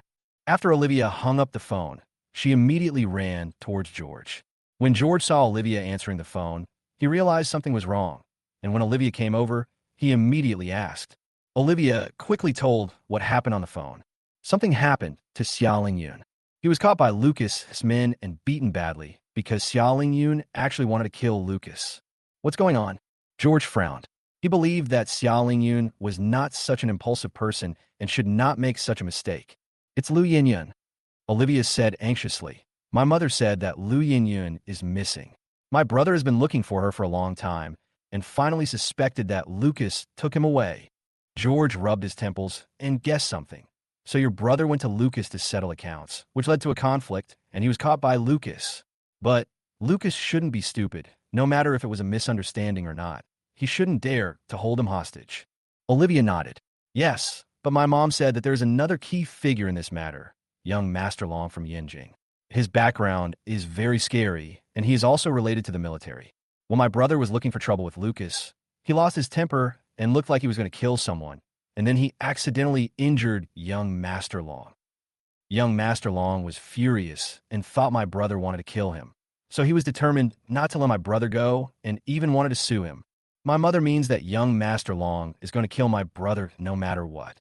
George heard this. He rubbed his thumb and index finger rhythmically. Things were more troublesome than he had imagined. The identity of this young Master Long must be very complicated. Xia Lingyun was also charged with murder, and he killed a big shot. "Let's go, we'll go back right away." George knew that if he wanted to find out the truth, he had to go there in person. On the way back, Olivia was still worried with red eyes. "What happened to my brother this time? He usually seems to be very chaotic, but he is actually very steady." George patted her shoulder and guessed. "It's Lu Ruian. Your brother probably likes her very much. When she disappeared, your brother lost control of his emotions." Half a day later, George and Olivia got off the plane at the southern airport and headed straight to Dongshu Group. At this moment, in Dongshu Group, Olivia's father and Mr. Xia were both there, sitting in the office, looking at Lucas, who was smoking. "Mr. Xia, if this was just my fault, I would just apologize and compensate you." Lucas leaned back in his office chair and said lazily, "But this is not just my business." "Mr. Yi, I understand, but you said Xia Lingyun wanted to kill you. That's absolutely impossible." Olivia's father, Xia Mingfeng, frowned and replied, "Of course, it has already happened. In addition to expressing our deepest apologies, we will compensate you tenfold for the losses you have caused." "Compensation for your ass." A teacup was thrown over, and the scalding hot tea spilled all over Xia Mingfeng. On the other side sat a young man in a burgundy suit. He was also smoking and staring at Xia Mingfeng with cold eyes. I was discussing business with Mr. Yi, and this Xia Mingfeng came with a knife and wanted to kill people. He kidnapped me and injured Mr. Ma. Damn it, you still say this is a misunderstanding. I have no grudge against him, but he dares to treat me like this. This matter is not so easy to deal with. The young man put his legs on the table in the conference room and spoke angrily. His identity was not simple to begin with, and he had no grudge against Xiao Lingyun. Suddenly someone put a knife to his neck. How could he not be angry? Not to mention him, an ordinary person would also be angry if this happened to him. Chapter 553. He is arrogant and looks down on others. Afterwards, although the Xia family quickly made amends for the incident, when they used the Xia family's name and hoped that they would give them face, this angered Long Quan even more. In Long Quan's opinion, if this happened to ordinary people, he would let it go, but they had to use the Xia family's name, which aroused his anger and arrogance. Xia family, are they that great? He, Long Quan, wanted to have a fight to see how powerful the Xia family was. Mr. Long, this is really a misunderstanding. You also know that Xia Lingyun has no grudge against you. He is here for Mr. Yi. Old Xia, who had been silent, spoke. Hey, Mr. Xia. What you mean is that young Master Long cannot be hurt, and that's enough for me.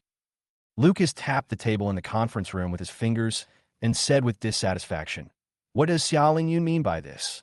He is lawless in the south, doing whatever he wants, and he doesn't take me seriously. He stood up, looked at Xia Lao and Xia Mingfeng seriously, and said, no matter who they are or where they come from, they are bound by the law. We must know the law and abide by it. He seemed to be speaking righteously, but in fact he was secretly provoking Long Quan. Long Quan has long known that the Xia family is the oldest and largest wealthy family in the south, and their Xia Lingyun is the #1 young master in the south, who is arrogant and unscrupulous. Because of this, Long Quan disliked Xia Lingyun and had long wanted to give the Xia family a warning. Mr. Yi, Xia Lingyun didn't mean that. Mr. Xia quickly apologized. He also understood the meaning of Lucas' words. As the saying goes, the first bird to stick its head out gets shot. The Xia family has been standing out in the south for many years, which will more or less arouse the envy of others. Xia Lingyun's mistake this time gave some people the opportunity to take action. I don't know what Master Long means. Xia Mingfeng spoke at this time. Judgment, judge according to the law, how it should be judged. I will not interfere, but I will not condone it. Long Quan said coldly. Old Xia and Xia Mingfeng exchanged glances and secretly felt that something was wrong. This sentence can be light or heavy. If Long Quan intervenes, the case will definitely be sentenced more severely. This is absolutely unavoidable. Just when they were at a loss, a secretary pushed the door open cautiously, ran to Lucas, and whispered something. Lucas' eyes flickered slightly, and he smiled. Welcome. Why not let him come up? The secretary left quickly. Lucas said with interest, Mr. Xia, your grandson-in-law is here, Mr. George, the richest man in the south and the former richest man in the country. Ha! He has been my partner for many years. I must give him face. Upon hearing this, both old Xia and Xia Mingfeng's expressions changed slightly, and a hint of anticipation rose in their eyes. At present, it is useless for the Xia family to step forward.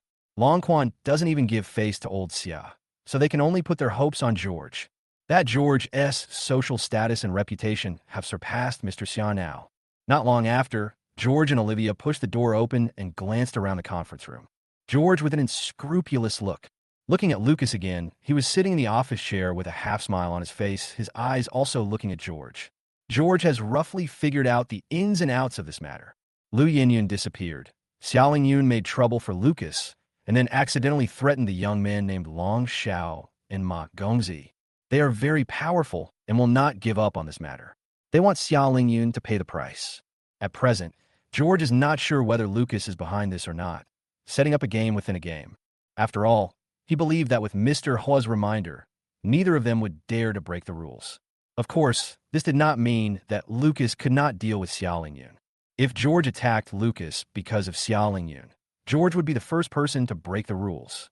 You know, George currently has many connections in Yanjing, but there are also many people who are dissatisfied with him behind his back. The reason is also because of interests. Those who didn't get to eat the cake are secretly jealous. Mr. Lucas, George greeted Lucas and glanced again at the young man smoking and the young man playing with his phone. The young man who was playing with his phone also glanced at George and continued to play with his phone. George had met this person once before. It was Ma Zijuan, whom he met at a business evening party organized by Mr. Lee from Hong Kong Island. He remembered correctly that Ma Zijuan disappeared for a while and seemed to have left the South, but he didn't expect to come back again.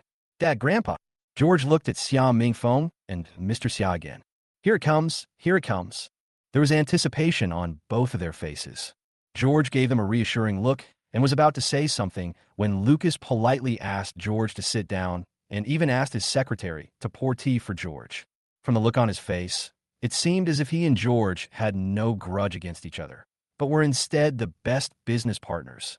Mr. George, you should be clear about the situation now. Lucas sat down and smiled again. I know why you came, but I don't have the final say on this matter. It wasn't just me who was almost killed that night, but also young Master Long and young Master Ma. He is diverting the conflict. I understand. My brother has caused trouble for everyone. George also said with a fake smile, Mr. Lucas, what you mean is that you don't care about this matter, and you have forgiven Xiaoling Yun, and the rest depends on Mr. Long and Mr. Ma. Lucas just picked up the teacup and took a sip and almost choked. He put down the teacup with a smile. Mr. George, for your sake, I didn't make things difficult for Xiaoling Yun, but I can't forgive Xiaoling Yun so easily. Tell me, I was drinking the bar with Long Xiao and the others, and Xiaoling Yun suddenly rushed in with a knife and threatened to kill me. How could this be possible? I'm not a saint either. George nodded after listening. Well, I'm curious where Miss Lu Ruian went. Ms. Lu Ruian? Lucas turned and looked at the secretary, who seemed very puzzled. The secretary immediately shook his head. Mr. Yi, you haven't met Miss Lu Ruian for a long time. Lucas shrugged and said to George, Mr. George, you know we are very busy. We haven't seen Lu Ruian for a long time. The last time we saw each other was about a year ago. George nodded and didn't ask any more questions. His intuition told him that Lucas must know the whereabouts of Lu Ruian. Maybe Lu Ruian was a trap set by Lucas to lure out Xiaoling Yun. Of course, Lucas doesn't dare to take action openly because of Mr. Hua's rules, so the current problem still lies with Long Quan and Ma Zijuan. Mr. Long, what do you mean? George looked at Long Quan and said, I just told Elder Xiao what I meant. You can ask them yourself. I'm too lazy to waste my breath. Long Quan ingot zotya. Of course he had heard of George's name, and he always disliked people like George. He is arrogant and looks down on others. If the opponent is an ordinary person, he will not target him deliberately. On the contrary, the more capable the opponent is, the more he likes to confront him head-on. To put it in one sentence, he just doesn't like rich and powerful people. Of course, he himself is the same, but the rich and powerful people he dislikes do not include himself. Chapter 554. The monk can run away, but the temple cannot. George did not ask any more questions and looked at Xia Lao and Xia Mingfeng. The two of them immediately expressed Long Quan's attitude, which was to simply not let Xiaoling Yun go. George learned about Long Quan's strong attitude. He couldn't help rubbing his temples. In this matter, they were indeed in the wrong. No wonder others were so aggressive. Now, how can we get them to show some leniency? After all, no matter what, the most important thing is to save Xiaoling Yun first. Just when the atmosphere between the two sides was very depressing, Long Quan received a phone call. Ebina. He looked surprised and looked at George. Ebi is the leading figure in the military and a senior whom he respects very much. He also has a very good relationship with his grandfather. Although they all knew each other, Hai Lao seldom called him. Now that he suddenly contacted him, he guessed that it was probably because of George. George is really well connected. I understand, but this is no small matter. In a society ruled by law, someone actually killed someone with a knife. This is too much of a disregard for the law. Long Quan said to Hai Lao politely. You know, many people try to stop him, but he ignored everyone and threatened to kill anyone who dared to stop him. In the South, even a dragon has to coil. Should Hai Lao plead for such a local evil force? Abi, I respect you very much, but I really can't let you do this. Long Quan made his attitude clear to Hai Lao, and Hai Lao had no choice. After all, Xiaoling Yun was indeed in the wrong. He called a plead for George, and also wanted to see if the situation could turn around. Now Hai Lao has understood Long Quan's attitude, so he has no choice but to give up. After hanging up the phone, Long Quan looked at George with a sneer. George, You are really powerful. Even Hai Lao was alarmed. It's a pity that no one can help with this matter. After saying that, he slapped the table hard with his palm. George frowned at the arrogant Long Quan. After returning to the south, he called Hai Lao, who knew that Long Quan didn't even give Hai Lao face. Moreover, he had already inquired clearly before he came. This Long Quan's identity is very terrifying. His grandfather was a national-level official, and his father and uncle were also very powerful. Moreover, Long Quan was a very proud person. He hated people who bullied the weak the most, and he disliked businessmen who took advantage of opportunities even more. Xiaoling Yun has run into trouble, but I'm just a businessman, which obviously will not leave a good impression on Long Quan. On the contrary, although Lucas is a businessman, the background of Dongshu Group is special. So in Long Quan's eyes, he is not a real businessman. And even if he is a patriotic businessman. Well, what else do you have to say? George was silent. Long Quan asked aggressively. I apologize to you for what my brother did. Mr. Long is still angry. Let's have a good talk in a few days. George said politely. No matter when we talk, it won't change my opinion. Long Quan was resolute in his attitude. George didn't argue with him. He glanced at Ma Zijuan, who was still playing with his phone, then looked at Lucas. Can I see Xiaoling Yun? Can't. Long Quan refused. Lucas thought about it and smiled. Of course, but you can only watch. Don't do anything impulsive. Okay, I promise. George nodded. Lucas immediately waved and whispered something to the secretary, and then the secretary came over and invited George to leave together. Mr. Xia, Olivia, and the others also followed. After leaving Dongshu Group, they drove their cars and followed the secretary's car, passing through the downtown area and arriving at a manor in the suburbs. The car stopped at the gate, and the secretary led a few people into the manor. The security of the manor is very strict.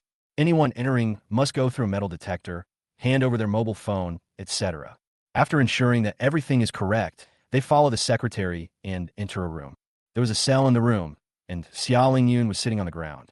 He was dirty, his white shirt was stained with blood, and he looked very haggard. Ling Yun, Old Xia, and Xiao Mingfeng shouted at the same time. Elder brother. Olivia wanted to rush to the cell, but was stopped by the secretary. When Xiaoling Yun heard the familiar voice, he raised his head and saw that his face was swollen and horrible, and his eyes were like steamed buns. Grandpa, Dad, Xia George. He shouted weakly and tried to come over, but he had no strength in his body and could only continue to sit there. You beat him. You abused him. Xiao Mingfeng felt sorry for his son and was so angry that he lost his mind and yelled at the secretary. Even if he broke the law, he should be handed over to the police. You are illegally detaining him. Sorry, I'm just leading the way. The secretary quickly apologized. If you have any questions, you can talk to our chairman Lucas. Asshole! Xiao Mingfeng cursed angrily. The secretary said again, Okay, you have already met Xiaoling Yun. Please follow me and leave. I won't leave. I won't leave without taking Xiaoling Yun with me today. Xiao Mingfeng was very excited at this time and wanted to rush to the iron cage. George quickly stopped him and advised Xiao Mingfeng to leave. He guessed that Lucas agreed to let them meet Xiaoling Yun because he knew they would not dare to do anything wrong. In fact, Lucas had another intention. He hoped that they would lose control of their emotions and do irrational things after seeing Xiaoling Yun, which would then make things even more troublesome. George won't let Lucas get his wish. I won't leave, old man. Call the Xia family and rescue Xia Ling Yun first. Xiao Mingfeng turned around and said to Xia Lao Dao. The moment old Xia saw Xiaoling Yun, his complexion became very ugly and he felt very distressed. Now after hearing what Xiao Mingfeng said, he also had the same thought. Say people first. Dad, Grandpa, leave me alone. At this time, Xiaoling Yun suddenly shouted weakly. If you force me out, they will cause trouble for the Xia family. We can escape, but we can't escape the temple. During the days after being captured, Xiaoling Yun also learned the identities of Long Quan and others, and knew that he had hit a wall. I'll send you abroad right away. Xiao Mingfeng's eyes were red. I'm going abroad. What will happen to Grandpa? What about you, Mom and Sister? What about everyone in the Xia family? Xiaoling Yun was very calm. With the power of the Long family, they can send the entire Xia family to the 18th level of hell. Hearing this, Xiao Mingfeng opened his mouth wide, and the flames of anger that had just been burning in his stomach were half extinguished. Brother, what's going on? George asked quickly at this time. Lu Ruian wanted to assassinate Lucas, but failed and she disappeared. So I'm going to settle the score with Lucas. Xiao Lingyun kept the story short and did not hide the situation at that time. At that time, I received a video from a mysterious person. It was a video of Lu Ruian being arrested. I was so excited that I got carried away. Chapter 555, Lucas is planning. George frowned and asked, "Where's the video?" Xiao Lingyun said, "The video is on my phone. They took my phone away." "Okay, you continue to stay here and don't let your imagination run wild. We will try our best to save you." George roughly understood what was going on and pulled Olivia and the others away. Xiao Mingfeng was worried about his son and didn't want to leave, but old Xia finally calmed down and scolded his son. In the end, Xiao Mingfeng had no choice but to leave. When they walked out of the room, they all looked at Xiao Lingyun, and everyone felt as if their hearts were broken. After leaving the manor, several people drove back. "Dad, what should we do about this?" Xiao Mingfeng lit a cigarette and smoked it, his face looking gloomy. "I think if young Master Long doesn't speak up, it will be hard for Xiao Lingyun to come out." Elder Xia narrowed his eyes. According to young Master Long, he wants to punish Xiao Lingyun through legal means, but the crime he will be punished for must be serious. I guess it will be at least 10 years. That's on the bright side. They're lawless. They can sentence anyone they want. Xiao Meifeng was furious. After all, the trouble Lingyun caused this time was too big, so it's normal for others to bite him back. Old Xia shook his head. Perhaps the Long family is also taking this opportunity to play cards in the South. In the South, the Xia family is the largest and richest family, with businesses spread across various cities. Over time, some people have become jealous of them. In the past, when Elder Xia was around, those jealous people could only keep silent. But this time, the Xia family was caught in a weak spot, and those jealous people took advantage of the situation and took the opportunity to reshuffle the cards. The mastermind behind the whole thing is actually Lucas. George said at this time. He caught Lu Ruian, beat him up, and then sent the video to Xiao Lingyun. Xiao Lingyun rushed to rescue him impulsively and ended up getting into trouble. However, Lucas knows a lot. He knows that Lu Ruian will come and kill him. So he plays along and waits for Lu Ruian to make his move. Moreover, he knows the relationship between Xiao Lingyun and Lu Ruian even better, and he bets that Xiao Lingyun will lose his mind. Everything is going according to Lucas' plan. The reason he did this must be because of me. I guess it won't be long before he makes a deal with me. After hearing what George said, both Xiao Lao and Xiao Mingfeng took a deep breath. If this was really a plan set up by Lucas, this kid was too good. What does he want? Mr. Xia asked seriously. Tianqin Group. George said word by word. He and Lucas do not interfere with each other because George owns Tianqin Group. If Tianqin Group is gone, George will be just an ordinary person, and Lucas will have hundreds of ways to kill him. You can't hand this over. Xiao Mingfeng immediately said, although I am worried about Lingyun, I don't want to hurt you because of Lingyun, and no matter what, Lingyun was impulsive and caused trouble this time, and it was his fault in the first place. Dad, don't worry, I will take care of it. George comforted Xiao Mingfeng. Besides, Lucas won't show his true colors so soon. If he wants to trade, it will take at least a month. Otherwise, everyone will suspect that he set up the whole thing. Long Quan is not a fool. If he knew that Lucas was using him as a gun, he would definitely punish Lucas. A month? We can only rescue Lingyun within this period of time. Xiao Mingfeng nodded and whispered, I will secretly find a group of people to rescue Xia Lingyun overnight. What do you think of this idea? Mingfeng, what you can think of, others have already thought of it. How could they not be prepared? Old Xia shook his head. They agreed to let us see Lingyun, which means they are confident enough to deal with it.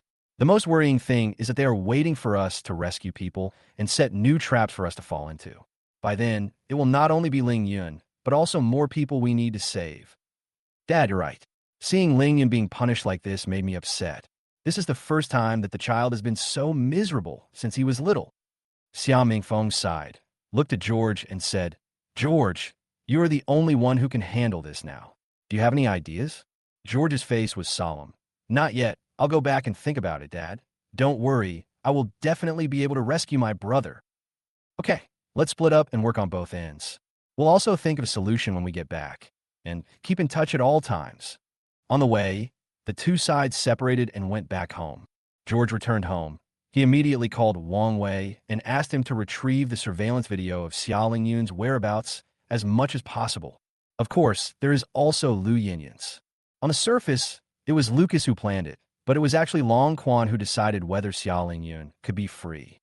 So what I actually want to break is dragon power. But Long Quan is a man of special status.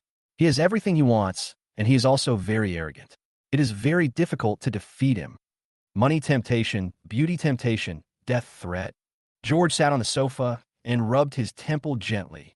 Not long after, news came from Wang Wei that Xiaoling Yun's whereabouts had been found. On the night he was arrested, he had indeed gone to the bar and was then taken out of the bar tied up. Lu Ruian's whereabouts were very strange. The last time she was seen on surveillance camera, she was on her way to a hotel. There happened to be a problem with the surveillance camera on that section of the road, and then her whereabouts were unknown. George suddenly had a hunch that Lucas was not waiting for Lu Ruian to come and kill him, but took the initiative to attack. Lucas must know Lu Ruian's character. Once he determined that Lucas was the murderer, he had to kill Lucas, so Lucas took the initiative. That should be it. So where is Lu Ruian now? Of course, Xiaoling Yun's matter is more important. Long Quan is from Yinjing. It will take a long time to defeat him. In addition, he is from a second-tier family, and the secrets of his life are usually hidden very deeply. George felt a bit of headache. Facing such a huge figure, his money empire could not exert its power. In the final analysis, the second-tier families are too big. Master, not as good as me, Uncle Chun suggested at this time, and made a gesture of touching George's neck. George shook his head. Don't worry, I can do it cleanly. Uncle Chun continued. Second-tier families are no different from third-tier families. Even if they can't find evidence, as long as they know who has had a grudge against Long Quan recently, these people will be sanctioned. George explained, Xiao family, I, and everyone around me will suffer. After hearing this, Uncle Chun opened his mouth and then fell silent. We have too little information on Long Quan's side. It's hard to find it online or in real life. George also asked Wang Wei to investigate, but they didn't get many clues. They only knew that Long Quan was from the Long family and had a very high status. The rest of his identity information was blocked. When George heard the news, he didn't feel surprised, and he even had a sense of déjà vu. By the way, when he asked Wang Wei and others to investigate Xiao Yuerer and Wei Quansheng, the situation was the same at that time. All the clues disappeared. It seems that we can only start with Ma Zijuan. George called Chen Sanshan and the others and said, assassinate someone for me. Target Ma Zijuan. Chapter 556 today is April 1st. When Uncle Chun heard this, he was extremely puzzled, because although Ma Zijuan is also one of the parties involved, it is Long Quan who truly decides Xiaoling Yun's life and death. Of course, Uncle Chun didn't want to ask. After all, young Master Ye's actions were always unpredictable to outsiders. With his IQ, even if the young master explained it to him, he might not understand it. A few more days passed. Lucas continued working as usual, seemingly ignoring the matter and leaving it entirely to Long Quan to handle. He sat in the office like a seasoned hunter, twirling the pen in his hand and looking out the glass window with a sneer. George, what will you do next? I don't know. Can you guess that I want to trade with you? I have the bargaining chips in my hand now. Uncle Wu stood by like a bodyguard, looking at Lucas, who was obviously calmer and more sophisticated, and nodded secretly. After a period of setbacks and hardships, Lucas has indeed grown up, and he has become more and more powerful. When he returns to the Gu family in the future and faces the cruel competition from the Gu family, he will not be easily sacrificed. Early in the morning, Ma Zijuan sat up in her loose pajamas and looked at the alarm clock.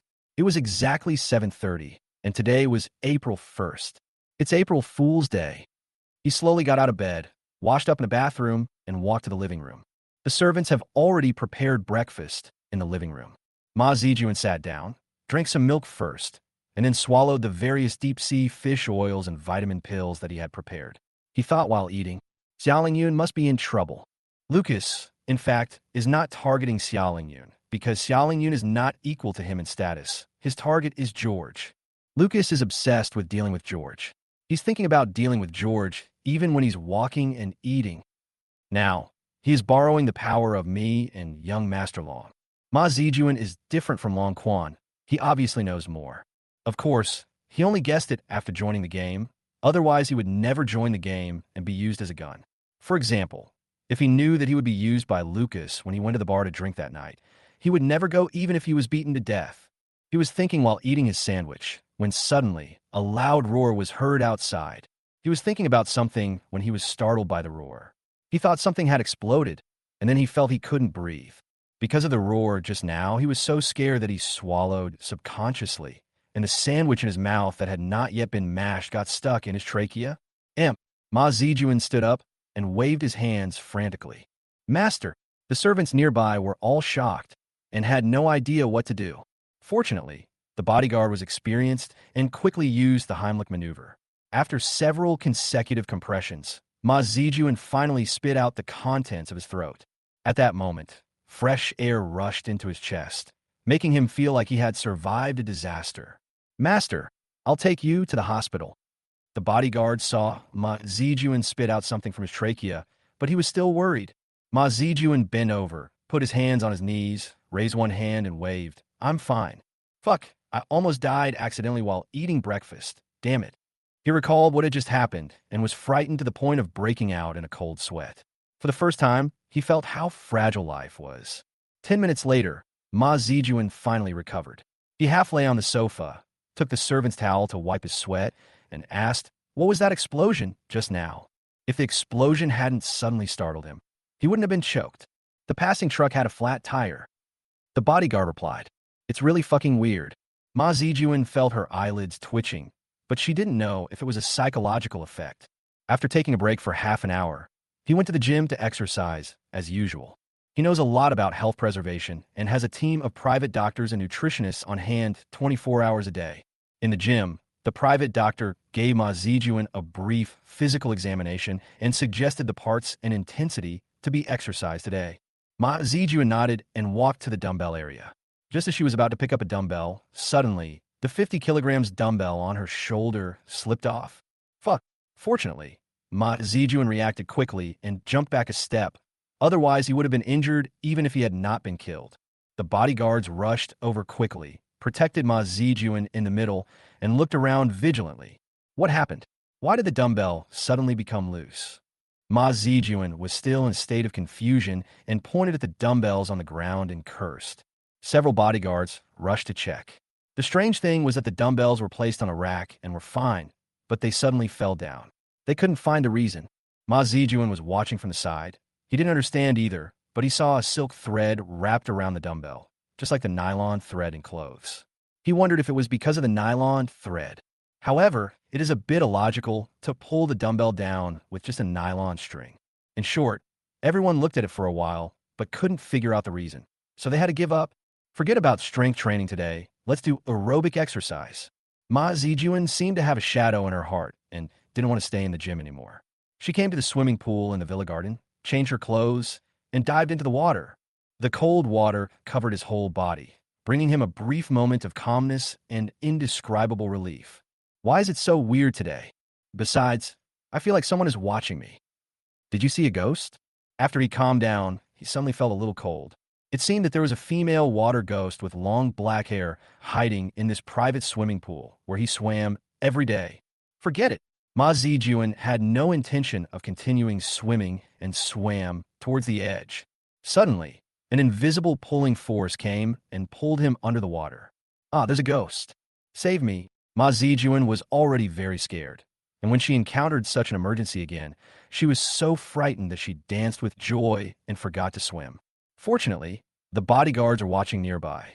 When they saw Ma Zijuan's panic, they jumped into the swimming pool and helped Ma Zijuan ashore. Ma Zijuan was still in shock, looking at the bottom of the swimming pool, his body shaking constantly. Master, the cover of the water outlet was loose, and the water was being changed, so you were sucked in. The bodyguard has already found out the situation. Ma Zijuan's eyes widened, and he slapped the bodyguard in the face. Damn it, the water outlet cover is loose. Didn't you find out? What do you usually do? I give you money to protect me, not to watch me die. He stared at the bottom of the swimming pool again, still feeling incredible, as if he saw a long-haired woman under the water smiling at him. Is it an illusion? It would be fine if the lid was loose, but why did it suddenly start pumping water again? Who opened the device? Ma Zijuan yelled at the bodyguard again. Check it immediately, and check the surveillance. I suspect someone has sneaked into my villa. Go. Two of the bodyguards rushed to check, and Ma Zijuan didn't dare to go near the swimming pool and returned to the living room. Before leaving, He took another look at the swimming pool and felt that there was indeed a ghost under the pool. He rubbed his eyes, but seemed to find nothing. Chapter 557. What day is today? After returning to the living room, the bodyguard came over. They checked the surveillance and equipment rooms, but found nothing strange. As for why the pumping equipment was suddenly turned on, they couldn't find a reason. Master, I guess the surveillance equipment has been tampered with, a bodyguard said to Ma Zijuan. Are you asking me? Ma Zijuan looked at the bodyguard angrily. Damn it, I asked you to come here to work, and you ask me about things you don't understand? How about you be the master, and I be the bodyguard? Sorry. The bodyguard quickly lowered his head. Check it for me. Check it thoroughly, don't miss any clues. Ma Zijuan pointed at every corner of the living room and gave orders. He was still very uneasy and didn't want to stay here, so he asked the servant to bring a suit, put it on, and left. By the way, check for me what the previous owner of this villa did, and whether this villa is a haunted house. After leaving a word, he got in the car and left. He didn't want to stay at home today, so he went to the hotel to stay for a few days. After arriving at the hotel, Ma Zijuan went directly to the lobby to eat. Seeing that there were many people around, he gradually felt relieved. For the next day, he didn't go anywhere. He either slept in the hotel room or ate in the hotel lobby. Especially in the hotel lobby, he spent the most time there. Only in this way could he feel a little at ease. My mood today is not right. Did I take hallucinogens? Otherwise, why do I keep having hallucinations? He sat there with a frown, watching the laughter all around him, and in a trance he felt as if someone was staring at him. We sat like this until evening. As fewer and fewer people came to eat, there were only a few scattered people still eating in the lobby. Suddenly, several people with black cloths on their heads and carrying luggage bags rushed in. They took out AKs from the bags and crazily shot at a family who were eating in the corner. The family screamed and were shot dead on the spot, with blood spurting out.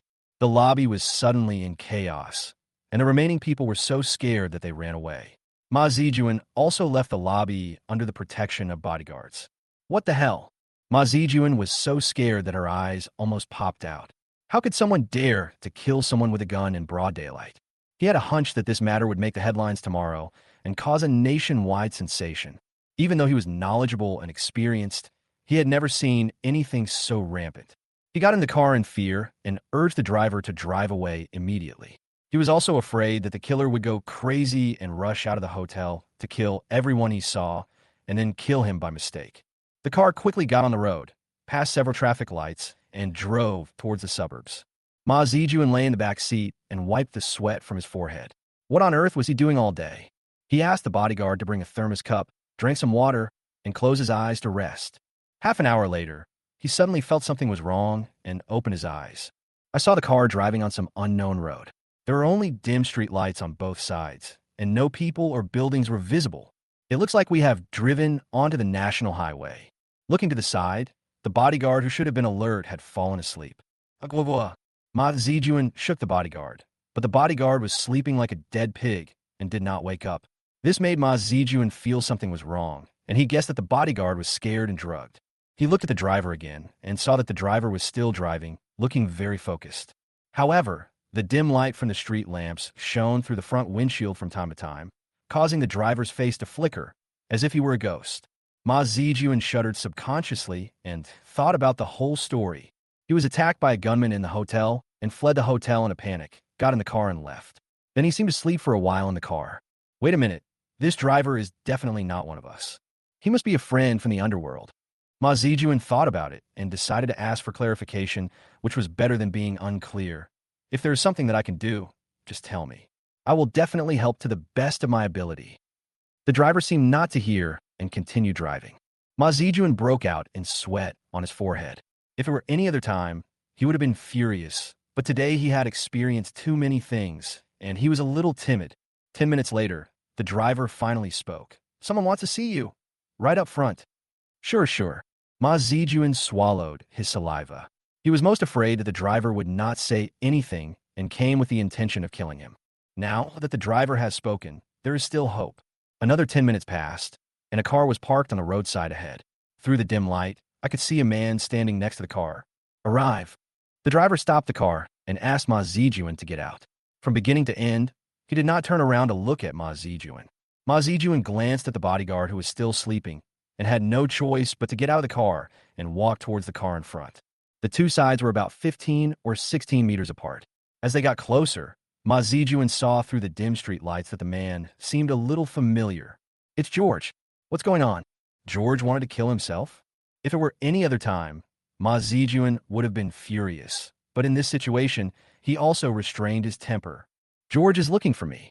When he was 5 meters away from George, Ma Zijuan stopped, took out a cigarette and lit it, and glanced around secretly, looking for an escape route and checking whether there was anyone else hiding. Yeah, I'm looking for you. George walked over slowly, even smiling. But in the dim light, those white teeth looked a little weird. I wonder what George wants from me. Ma Zijuan tried her best to stay calm. It's all because of Xia Lingyun.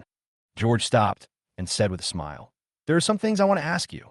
George, it's not me who makes the decision about Xia Lingyun. It's useless for you to ask me.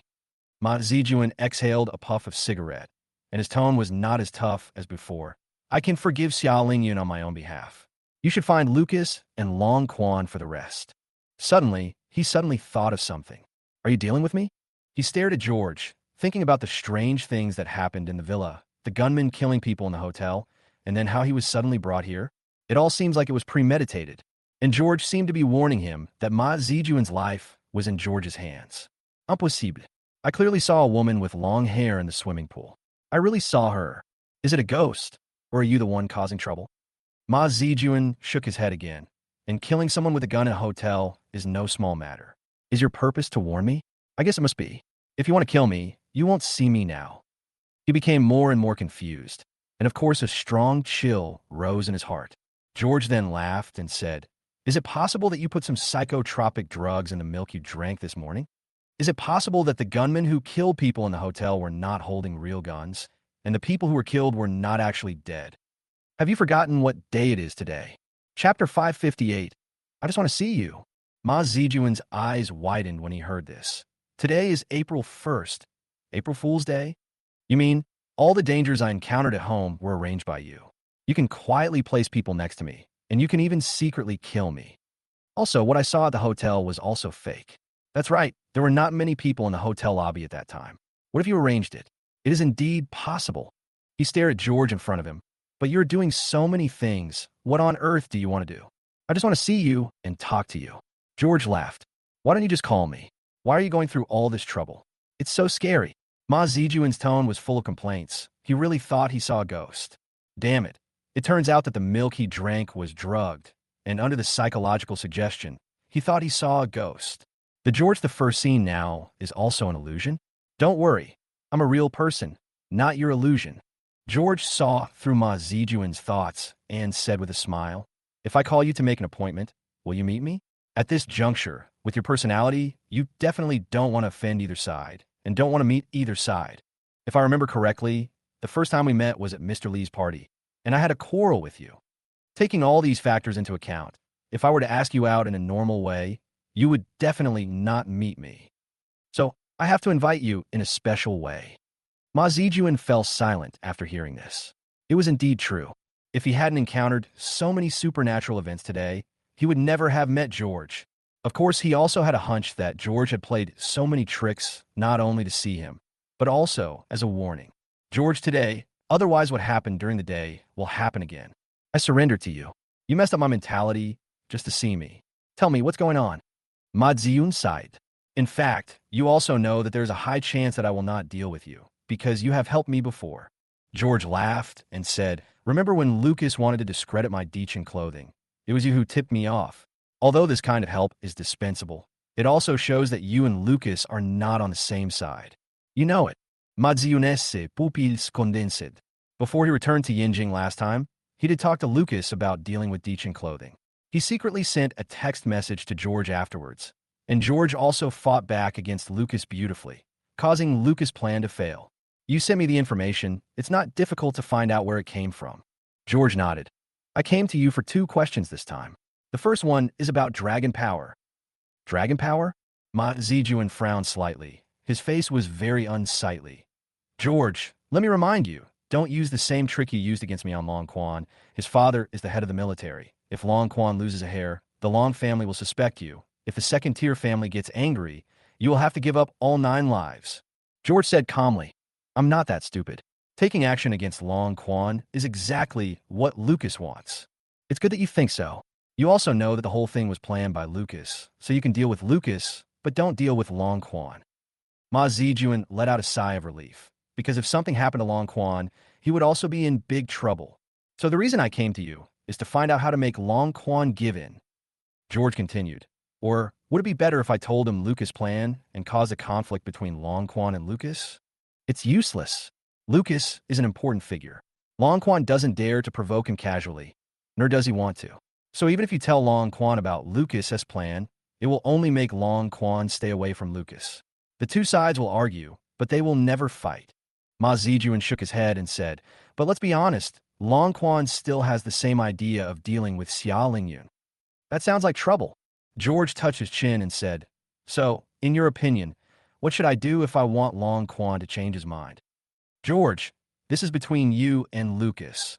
Why are you dragging me into this? Ma Zijuan spread his hands helplessly. To be honest, I don't want to interfere in your affairs. Just treat me as a little invisible and let me go. If you don't want to get involved, why did you leave the South and come back? George smiled and said, let me guess. The reason you came back is Lucas. You must have been entrusted by someone, or you are a member of a certain force. Your purpose is to find out Lucas' background and find his shortcomings. Of course, there is another possibility that you are one of the people behind the surveillance and testing of Lucas. George intently. After a full minute, his voice was solemn. George, you are indeed the richest man. How can you be so thoughtful? You are so cunning. Just because I came back to Yinjing from the South and then came back again, you guess so many things? George shook his head. Not only that, but also the conflicts that arose between us when you first came into contact with me. Logically speaking, for someone of your status, it's okay to mess with people without backgrounds, but you won't mess with someone like me, the richest man, unless you're an idiot. But you still irritated me for no reason. It felt like you came here with some purpose. Don't tell me that you don't like me and want to force yourself on me. You are not Long Quan, and you don't have his strength. Your status may be higher than mine, but not by much. The other thing is that you tipped me off secretly. In fact, he hadn't said one more thing. The reason why he thought Ma Zijuan was not Lucas's person was because concubine Wei Ming had reminded him. I surrender to you. Ma Zijuan sighed, threw the cigarette but on the ground, stomped it out, lit another one, and then looked around as if wanting to know if there was anyone hiding nearby. Like you said, I'm not with Lucas. I was ordered to investigate something and do some surveillance. As for who my backer is, it has nothing to do with you. After all, they are not targeting you. If you want to make Long Quan give in, it's actually very simple. He's a very proud person and won't listen to anyone. There's only one person who can control him, and that's his sister. George with indifferent eyes. His sister? Yes, her name is Long Xiaomei. Then how can I contact her? A person, someone you are very familiar with. Her name is Wei Mingfei. After Ma Zijuan finished speaking, George's eyes flashed, he nodded slightly, and continued. The second thing, where is Lu Ruian? Ma Zijuan spread his hands helplessly. Dead, killed by Lucas. What?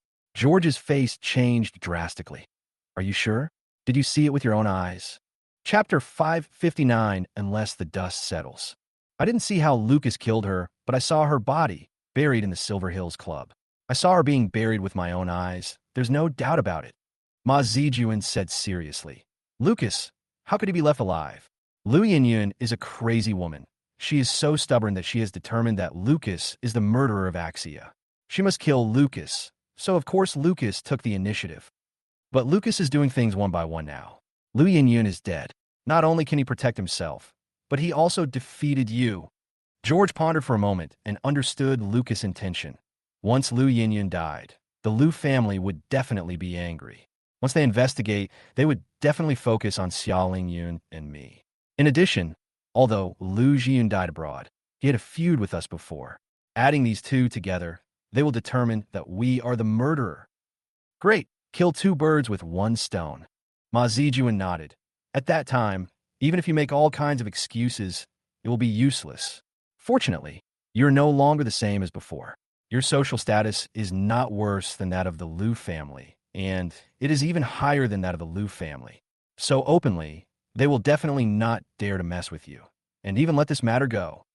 But no one can guarantee that they will not go on a hysterical quest for revenge. If they can't do it openly, they will do it secretly. Okay, I've said what I need to say. You can handle the rest yourself. From now on, don't drag me into your affairs with Lucas. Of course, I won't use Lucas to deal with you. We don't interfere with each other. After saying this, Ma Zijuan turned around and left. George asked Chun Sanshan to take him back. He walked back to the car, got in, and sat down, and did not let the driver drive. Lu Ruian died. Although the consequences would be troublesome, George was not thinking about this matter, but about Xiao Lingyun. If Xiao Lingyun knew about this, he would definitely be very sad. He might even go crazy and lose control again and kill Lucas. I also have a great responsibility in this matter. If I hadn't diverted the blame to Lucas, Lu Ruian might not have died. George felt a little guilty. Kill Axia. This woman acted crazy and killed many people, but he had no psychological burden. But as for killing Lu Ruian, although this woman also acted crazy, she was not as exaggerated as a Xia. And from a selfish point of view, Xiao Lingyun liked Lu Ruian.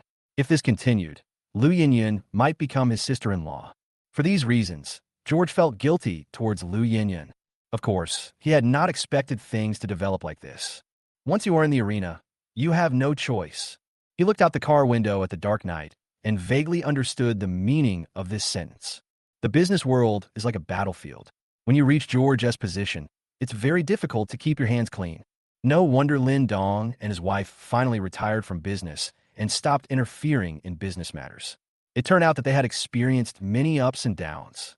After I was reborn, I made up for many of the wishes I had in my previous life. But the Yi family's affairs have caused too much trouble after all. I don't have a choice now. Unless the dust settles, I can't retreat. I can only keep moving forward. He rubbed his temple and said to the driver, "Chidan, drive." Chidan understood George's feelings very well and started the car, but did not go back. Instead, he drove George around the city. He felt that what George needed more right now was to relax. George sat in the back seat for an hour, gradually calming down, and took out his cell phone to make a call. It was now 1 in the morning, and the person on the other end didn't answer the phone, but George continued calling. 10 minutes later, the other party answered the phone. "My little brother, why are you calling me so late at night? I am sleeping soundly. Do you know that staying up late is fatal to women? Your skin will be dull the next day, and it will cause endocrine disorders. My period has been irregular this month." The person on the other side is complaining, as if he hasn't woken up yet. "Miss Wei, I have something very important to trouble you with. What can't be said during the day? Wait, you said something very important. Are you in love with me? If that's the case, I can forgive you. Anyway, I was woken up by you, and it will be difficult to fall asleep next. You can chat with me or come to my place. By the way, you are in the south. I'm on a business trip in Yunnan now." Wei Mingfei kept talking nonstop. George had a headache listening to her and couldn't help interrupting her. "It's like this. My brother Xiao Lingyun was captured by Lucas. There's a person on Lucas' side who refuses to let go. His name is Long Quan, and his sister is Long Xiaomei. If you know Long Xiaomei, I hope you can help me say a few words and let Long Quan release Xiao Lingyun. There is such a thing. I don't know Xiaomei. How about this? I will talk to her tomorrow." "Okay, thank you, Miss Wei." "Just a thank you? George, I've helped you many times, and you always say thank you without any real expression. That won't do. Ms. Wei, we are allies and partners. It's too polite to say this. You seem to have forgotten that our goals are the same.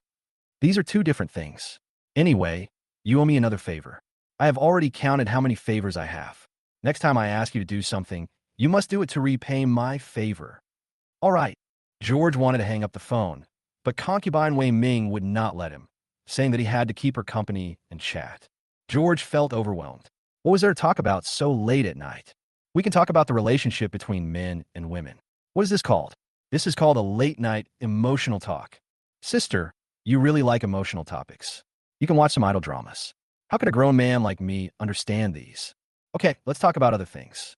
We have to talk, otherwise I'll be bored to death. Then let's talk about the economy. I'm wondering when new energy vehicles will become popular and when the country will issue policies.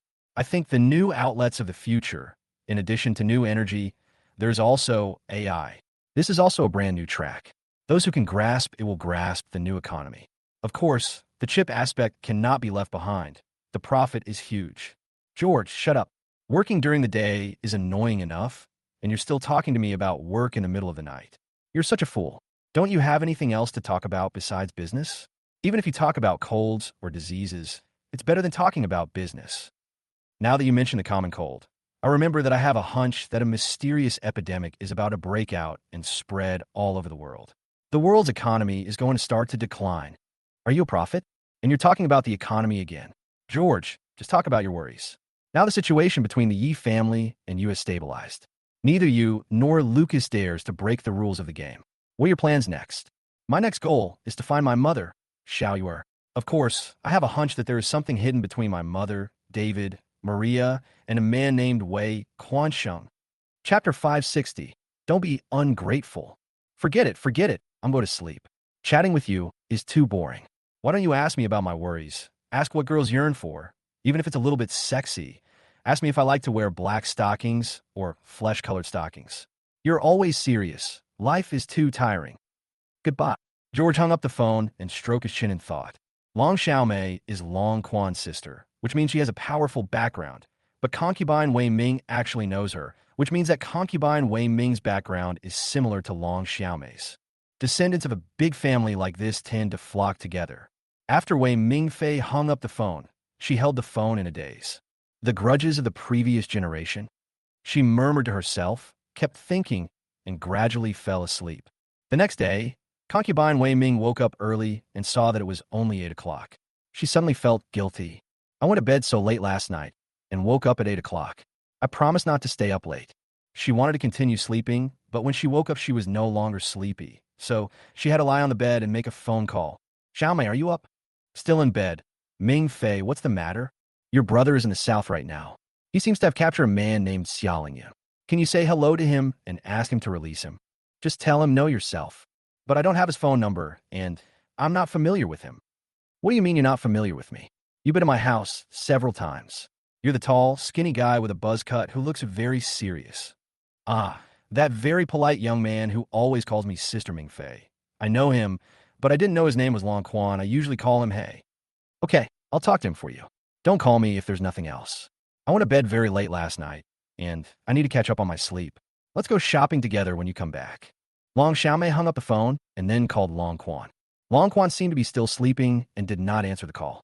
Long Xiaomei was furious and kept calling, determined to bombard Long Quan's phone.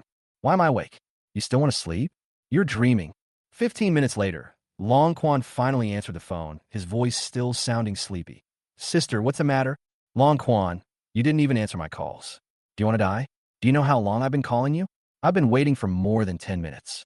Come back right away, or I'll beat you to death. Where the hell are you now? Sister, I'm in the south. Long Quan was startled awake and glanced at the door, fearing that his sister would come from Yanjing and kill him in the room. Why did you go to the south? You've only done bad things. Okay. I'll settle your accounts when you come back. Have you captured a man named Xiaolingyun? Let him go immediately.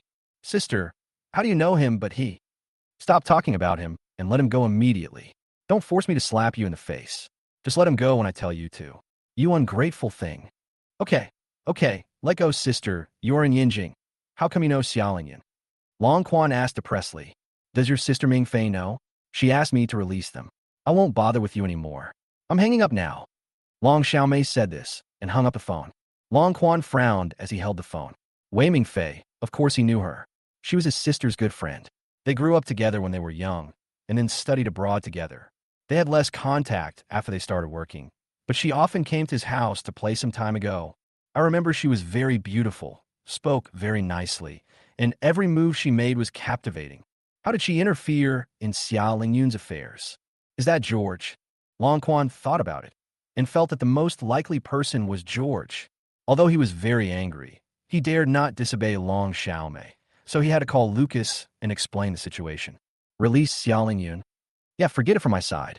Ma Xiao always listens to me, so he should have no problem. It's up to you. Since both of you have agreed, I don't mind. But it seems a little too easy to just let it go. Lucas, I've thought about it. Let Xiao Lingyun treat us to a meal and a toast, and let this matter be over. Everything is up to you. Lucas hung up the phone. His face looked extremely ugly, and he didn't know what went wrong. If he could hold on for another 10 days or so, he would be planning to contact George to discuss releasing Xiao Lingyun. Of course, it is obviously impossible to take over George's Tianjin group with this matter, but it should not be a problem to get a few business projects. Unexpectedly, things suddenly changed. Moreover, Long Quan and Ma Zijuan both agreed to release the person. If Lucas insisted on holding on to the person, all the criticism would be directed at him. So he had to agree even if he wanted to. Not long after, Xia Lingyun was released from a manor somewhere in the provincial capital. The Xia family also received a call and were waiting at the gate of the manor early. Lingyun, when they saw Xia Lingyun coming out, Xia Mingfeng and old Xia both ran over. Xia Lingyun's mother, Olivia, and George also came. They were very happy to see Xia Lingyun come out safely. After being locked up for more than half a month, Xia Lingyun had lost a lot of weight, which made them very sad. What's going on? Xia Lingyun looked at Xia Mingfeng and old Xia, and finally his eyes looked at George. He intuitively felt that it was George who helped. Let's talk in the car first. George smiled and took Xia Lingyun into the car. In the car, George also told them what had happened. Long Xiaomei? Is this woman so powerful? Xia Lingyun was shocked. Long Quan has the support of the military, and his family is from a second-tier family. Few people can make him bow his head. George said, perhaps the relationship between them is strange. Anyway, this matter has passed. However, Long Quan has made a request. He wants you to prepare a dinner and toast them to apologize at the dinner table. That's no problem. Although Xia Lingyun was proud and arrogant, he also knew that the other party's background was worthy of his doing this. Besides, he was in the wrong in this matter. Then he felt like he was dreaming. This time he hit the iron plate of the top level in Yanjing. He thought he would be skinned alive if he didn't die. But who knew he would be released like this? This incident made him realize that there is always a mountain higher than the other, and the one who can control the young master is still the young master. He is the little bully of the South, but he can only do whatever he wants in the South. When he meets people from the top circles in Yanjing, he has to bow his head. Besides toasting at the dinner, do they have any other conditions? Xia Lingyun was still a little worried. He was most afraid that George would hand over something, such as an industry of Tianshan Group. George patted his shoulder and said, "Don't worry, there are no other conditions." This was actually Lucas's idea, but Long Quan and Ma Zijuan have both agreed, so he has to agree even if he doesn't want to. Yeah, Lucas the bastard. Xia Lingyun has also been thinking about this matter for some time and has already guessed the ins and outs of the matter. It was Lucas who set him up. By the way, where is Lu Ruian? Xia Lingyun thought of something again. Chapter 561. Fated but not destined. George frowned slightly. His expression turned a little ugly. He glanced at Olivia and old Xia and the others, and still planned to say it. Brother, I have something to tell you, but don't get too excited after you hear it. Lu Ruian is dead, killed by Lucas. When Xia Lingyun heard this, he froze like a puppet. His pupils widened. Then his eyes became a little moist, but he held it back. Dead? Brother-in-law, are you sure? I'm sure. It was so sudden. The last time I saw her, she was fine. We drank in a bar and talked a lot. She talked about her childhood, Lu Ruian, and Axia. Of course, she also talked about me in the end. She didn't expect me to be so loyal. She said it would be great if she had met me earlier. Xia Lingyun smiled and spoke as if talking to himself. Olivia and Xia Lingyun's mother were a little worried when they saw this and wanted to persuade them, but old Xia stopped them. Everyone knows that Xia Lingyun is in a very bad mood now. He wants to say many things, and perhaps these words are especially directed to Lu Ruian. So let him speak. Xia Mingfeng and George looked at each other and sighed inwardly. They didn't expect that Xia Lingyun, who was surrounded by beautiful women and wandered among flowers for half his life, would finally fall in love with such a strange woman like Lu Ruian. Love is such an elusive thing. After returning home, Xia Lingyun spoke very little. Everyone was still worried about him, fearing that he would get into trouble with Lucas again out of impulse. Olivia watched her brother go into the room to take a shower, looking very depressed, and couldn't help but look at George. George comforted her. Don't worry, your brother will get out of this dark period. Olivia had no choice but to nod. The family was waiting in the living room. Not long after, Xia Lingyun came out of the shower and walked over while drying his hair. The servants had already placed the cooked food on the table. Boston lobster, king crab, boiled chicken, barbecued pork, etc. were all Xia Lingyun's favorite dishes. Wow, I'm drooling when I see this. I haven't eaten such delicious food in a long time. Xia Lingyun kept staring at the table, put down the towel, and sat down. Xiao Mingfeng was very happy to see that Xia Lingyun's mood had improved a little and asked the servants to serve the meal quickly. Bowls of rice were placed on the table. After Xia Lingyun greeted old Xia, he started eating first, stuffing his mouth with the dishes on the table. Eat slowly and more. Xia Lingyun's mother felt very distressed when seeing this and kept reminding him, "It's such a nice day, we should have a drink." Xia Lingyun looked at everyone while eating and said with a smile, "Eat. Why are you looking at me?" Everyone finally reacted and started eating too.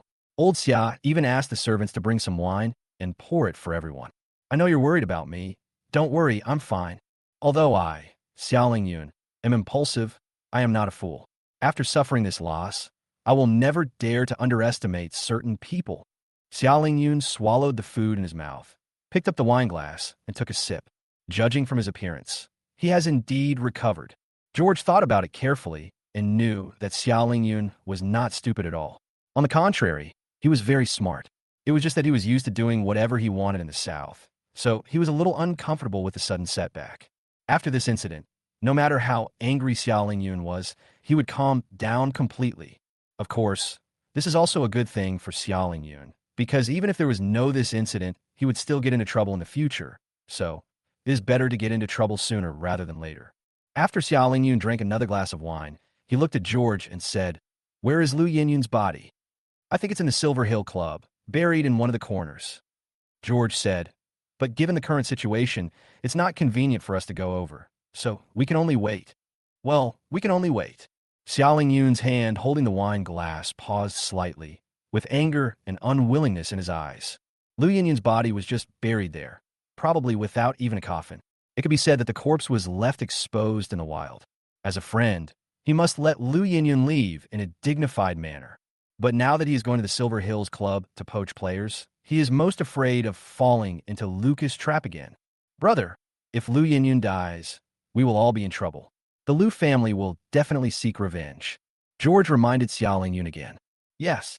Xiao Mingfeng's face darkened. Before Lu Ruian died, he had a feud with Lingyun, and so did Lu Ruian. Even if the Lu family has no evidence, they will still suspect us. Xia Lingyun also thought of this and said coldly, "Lucas is really cunning. He has inadvertently made an enemy for us again." George smiled faintly and said, "I've thought about this, so when I take Lu Ruian away, I plan to take the Lu family with me. Even if they suspect us of being the murderer, they will also suspect Lucas. Besides, Lu Ruian had a conflict with Lucas before his death, and the Lu family can easily find out. So Lucas wants to get away with it. He is dreaming. Besides, Lucas has caused us so much trouble. It's our turn next. Although we can't kill Lucas to avenge Lu Ruian, we still want him to feel bad." Speaking of this, Xia Lingyun's face darkened. Yes, he didn't dare to kill Lucas. Then he looked at George and said, "George, do you have any idea?" George nodded. "I've been thinking about it these past few days, and I already have a rough plan." Seeing Xia Lingyun's gloomy expression, he consoled her. "Actually, Lucas is already in a lot of trouble. He will definitely die earlier than us. Don't worry about that." George in surprise. George couldn't tell about the previous life, so he brought up Angela. "I talked to Angela a few times, and she said that Lucas had a health problem." Xia Lingyun frowned immediately. "Isn't Angela crazy? Is her words trustworthy?" I felt that she was mentally normal when she was chatting with me. Even if she went crazy, she was still rational before she went crazy. She remembered some of Lucas' characteristics and felt that something was wrong with Lucas at the time, so I believe her in this aspect. George said. Everyone didn't know whether they should believe it or not, but they didn't take it to heart. After dinner, everyone sat in the living room and chatted until 11 o'clock in the evening, when everyone returned to their rooms. After Xia Lingyun returned to the room, he sat in the room in a daze. His emotions were relatively stable, but he still could not accept the news of Lu Ruian's death. "You, don't be so impulsive in your next life. Maybe after Axia died, you no longer had the desire to live." Xia Lingyun found a bottle of red wine in the cabinet, poured himself a glass, and stood on the balcony looking into the distance. "I don't know if you've ever liked me. It's strange. I haven't known you for a long time, but you have attracted me so deeply. What a pity we are not destined to be together. In my next life, I hope I can find you soon, and then you can try dating between men and women. Maybe it will be better than dating between women." He drank the red wine in the glass in one gulp and went back to bed to rest. I gradually felt relieved in my heart.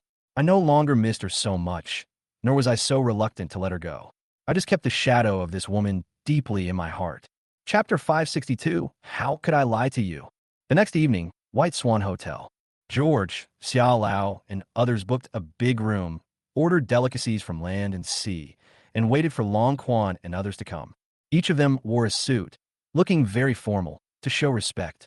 Ling Yun, when you see young Master Long later, remember to control your temper. Xia Mingfeng couldn't help but remind Xia Ling Yun again. At this juncture, he was most afraid that Xia Ling Yun would be dissatisfied and cause trouble again. Dad, don't worry, I know what's important. Xia Ling Yun seemed very relaxed. After thinking about it, Mr. Xia also warned, when you see Lucas, you have to hold it in. Xia Ling Yun remained silent with a cold look in his eyes and only nodded after a full minute. At this time, the bodyguard pushed the door open and ran in, saying anxiously, Master, they are here. Old Xia and the others looked at each other with serious expressions and wanted to go out to greet them in person. However, when they just reached the door, it was opened and Long Quan walked in with a cold face. He was wearing a white suit, and because of his burly physique, he gave people a strange sense of oppression. If I had to give an example, it would be like a thug in a suit. Behind him are Ma Zijuan and Lucas. After Long Quan entered, he found a table and chair to sit down. He didn't give anyone face, and it was obvious that he was very angry. Lucas and the others sat down too. Old Xia quickly asked the servants to serve the food and wine, and then he winked at Xia Lingyun. Xia Lingyun understood that the purpose of inviting Long Quan to dinner today was to ask him to toast and apologize. Mr. Long, I was ignorant and provoked you. I will drink 3 cups as punishment. I hope you won't mind it. After saying that, he drank 3 cups. Long Quan didn't even look at him. After sitting down, he kept staring at one person, who was George. Of course he was angry. Unexpectedly, George actually moved his sister out and directly took advantage of him. You have to know that in China, he doesn't give face to anyone. Even if his father and grandfather come out to persuade him, he will still be rebellious. The only thing I have to give is face to my elder sister Long Xiaomei. Mr. Long, this is a little gift from us. Seeing that Long Quan didn't say anything, Xiao Mingfeng took out a check and pushed it towards Long Quan. Long Quan then glanced at Xiao Mingfeng. He didn't even look at the number on the check. He picked it up and tore it into pieces. He said coldly, What do you mean? Do you look down on me? Sorry. Xiao Mingfeng quickly apologized. It's just a token of my appreciation, nothing else. Don't try that on me.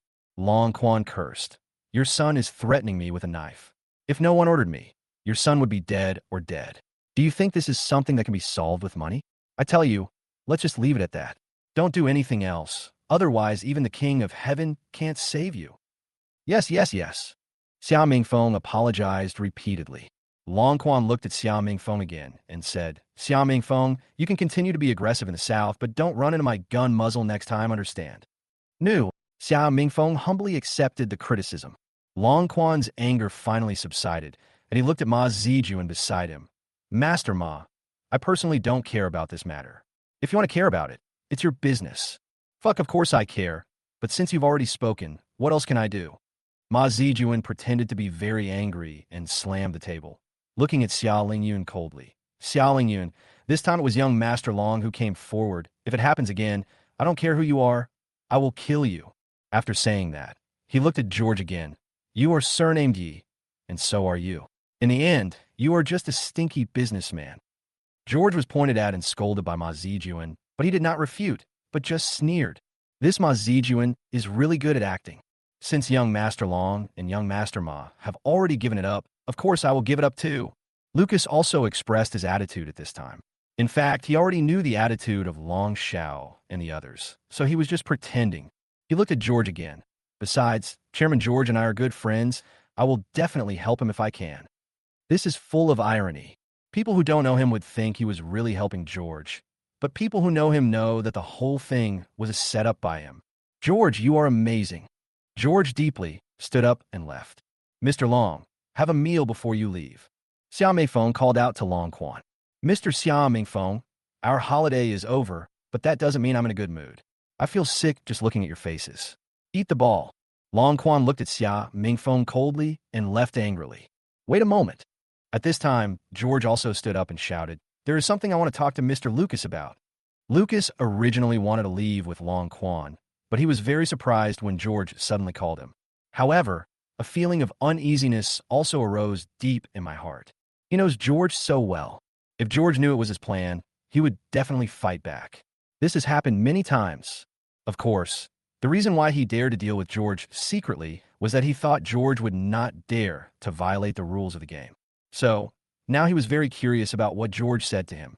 Mr. George, if you have anything to say, just say it here. Lucas smiled and glanced at Long Quan and the others. Young Master Long and the others are not outsiders either. George nodded slightly and sighed. Originally, I was thinking of talking about this in private, but since Mr. Lucas doesn't care, I'll just let it go. Here's what happened. The day before yesterday, I saw a couple at the Westin Hotel. They walked to the hotel arm in arm, talking and laughing. I don't know the man, but I have seen the woman before. She is your wife, Lu Ruian. I was worried about Mr. Lucas, so I asked the bodyguards to follow them secretly. I found that they had been in the hotel for 2 consecutive days and had not left the house. Originally, this matter has nothing to do with me, and I didn't intend to say it, but Mr. Lucas is my partner after all, so I couldn't help but say it. Lucas listened carefully, his pupils trembling, and rushed to George angrily, grabbing George's collar.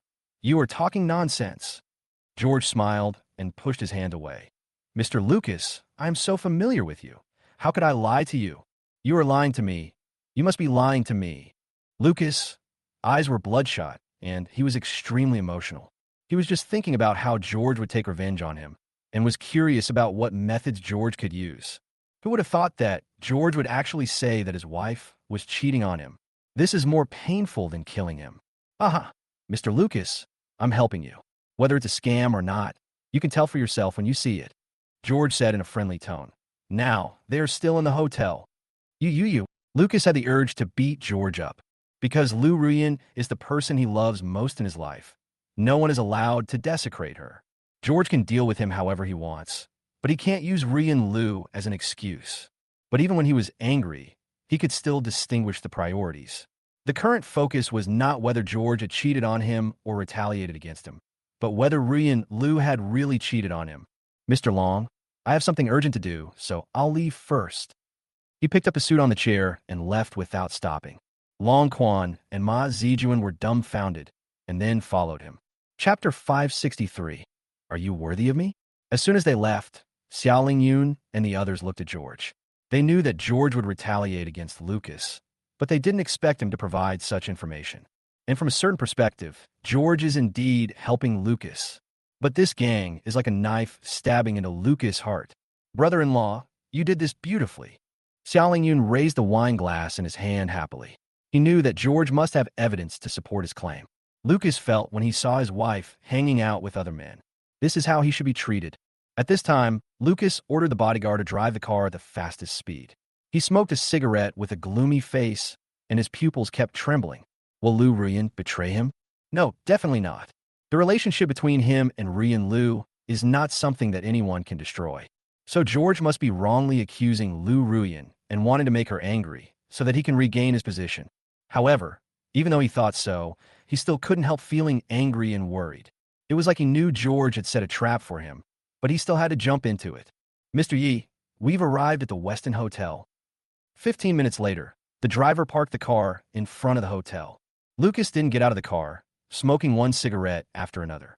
He suddenly felt a little scared, afraid that all this was true, and then he wouldn't know how to face it.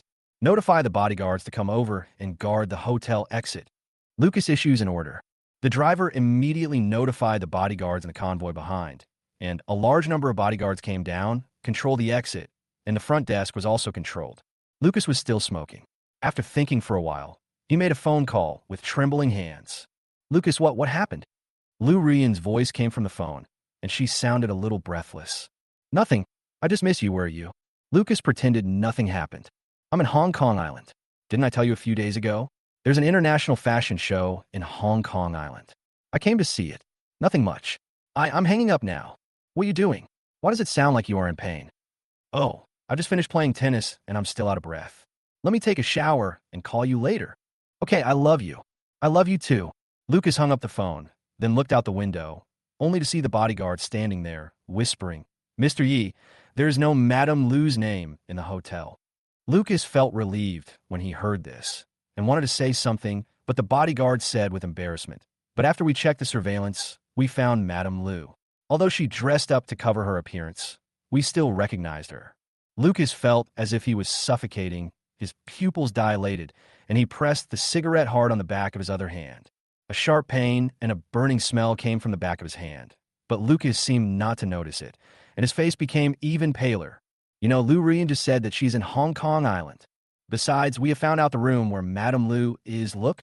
The bodyguard continued. Lucas gritted his teeth and said, "Go up and take a look." After saying that, he finally pushed the door and got out of the car. Then, surrounded by a group of bodyguards, he ran towards the floor where Lu Ruian was.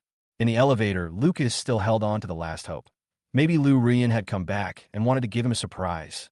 She was staying at a hotel, but alone, or even with friends. I was just overthinking it. But why did Lu Ruian sound breathless just now? Soon, Lucas arrived at the room where Lu Ruian was and stood outside the door. The bodyguard held the door card and waited for Lucas to say something. "Open." Lucas hardened his heart. The bodyguard immediately opened the door, and then Lucas rushed in quickly. He saw that it was a presidential room. After passing the living room, he saw a bed behind the living room. A woman was playing with someone, and there was a cell phone next to her ear, as if she had just answered a call. Now, the woman is screaming and gasping. No wonder he was gasping for breath. At this moment, the man seemed to notice something was wrong behind him. He turned around and was so frightened that he instantly collapsed. Behind him stood a group of bodyguards in suits, and among them stood a young man with a terribly gloomy face. The man also recognized the young man as Lucas, the chairman of Dongshi Group. Like smoke, the man's voice was trembling. The woman in front of him seemed to notice that the man did not move and was very dissatisfied. Then she turned around and was so scared that her face turned pale and she couldn't say a word. Lucas, listen to my explanation." Lu Ruian screamed. "Take him to the next room and beat him up."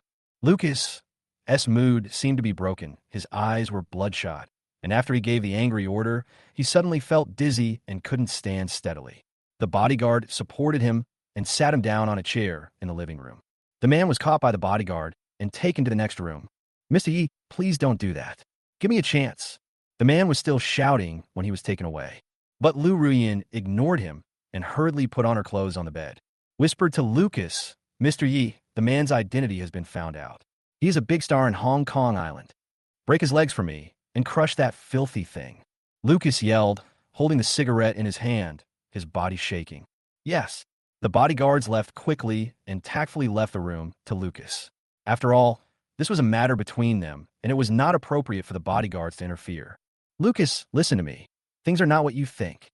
After Lu Ruian put on her clothes, she ran over in a panic, knelt at Lucas' feet, and cried and complained. "I'll explain." Lucas grabbed the ashtray on the table and smashed it hard on Lu Ruian's head. He seemed to have gone crazy, with his mind full of the scene just now. "Stop it, Lucas, I was wrong." Lu Ruian protected her head tightly, rolled up her body, and fell to the ground, crying and shouting. She was now extremely panicked and had no idea what to do. She had never thought that after having had so many affairs, she would be caught by Lucas this time. "Lucas, very busy? I have a meeting in Yanjing and social engagements in the south, so I have no time to care about her. Are you worthy of me? Are you worthy of me? Lu Ruian, don't forget that without me, you are just an ordinary person. It was me who pulled you into the upper circle and made you a rich lady. We've only been married for a short time, and you're actually cheating on me. How lonely you are, how itchy you are to be surpassed by someone else." Lucas was still beating Lu Ruian violently, leaving her head covered in blood and her body covered in bruises and reds. Lu Ruian was beaten so hard that she could only exhale but not breathe in. She lay on the ground and gave up resisting. "Oh!" Lucas was panting and roaring excitedly. He didn't fight anymore.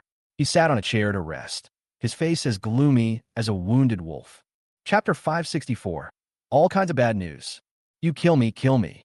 Realizing that Lucas did not attack again, Lu Ruian shouted weakly, with tears dripping from her eyes. "I'm a woman too. Apart from giving you money, when have you ever cared about me or accompanied me? You've always been busy, always thinking about dealing with George. When have you ever accompanied me on a trip or shopping? Although George is fighting with you, he spends every day with Olivia, and they even go on a trip. This is how they act like a couple. And here we are. Lucas heard this. He became furious again and grabbed everything on the table and threw it at Lu Ruian. Don't mention George. In fact, he is very busy.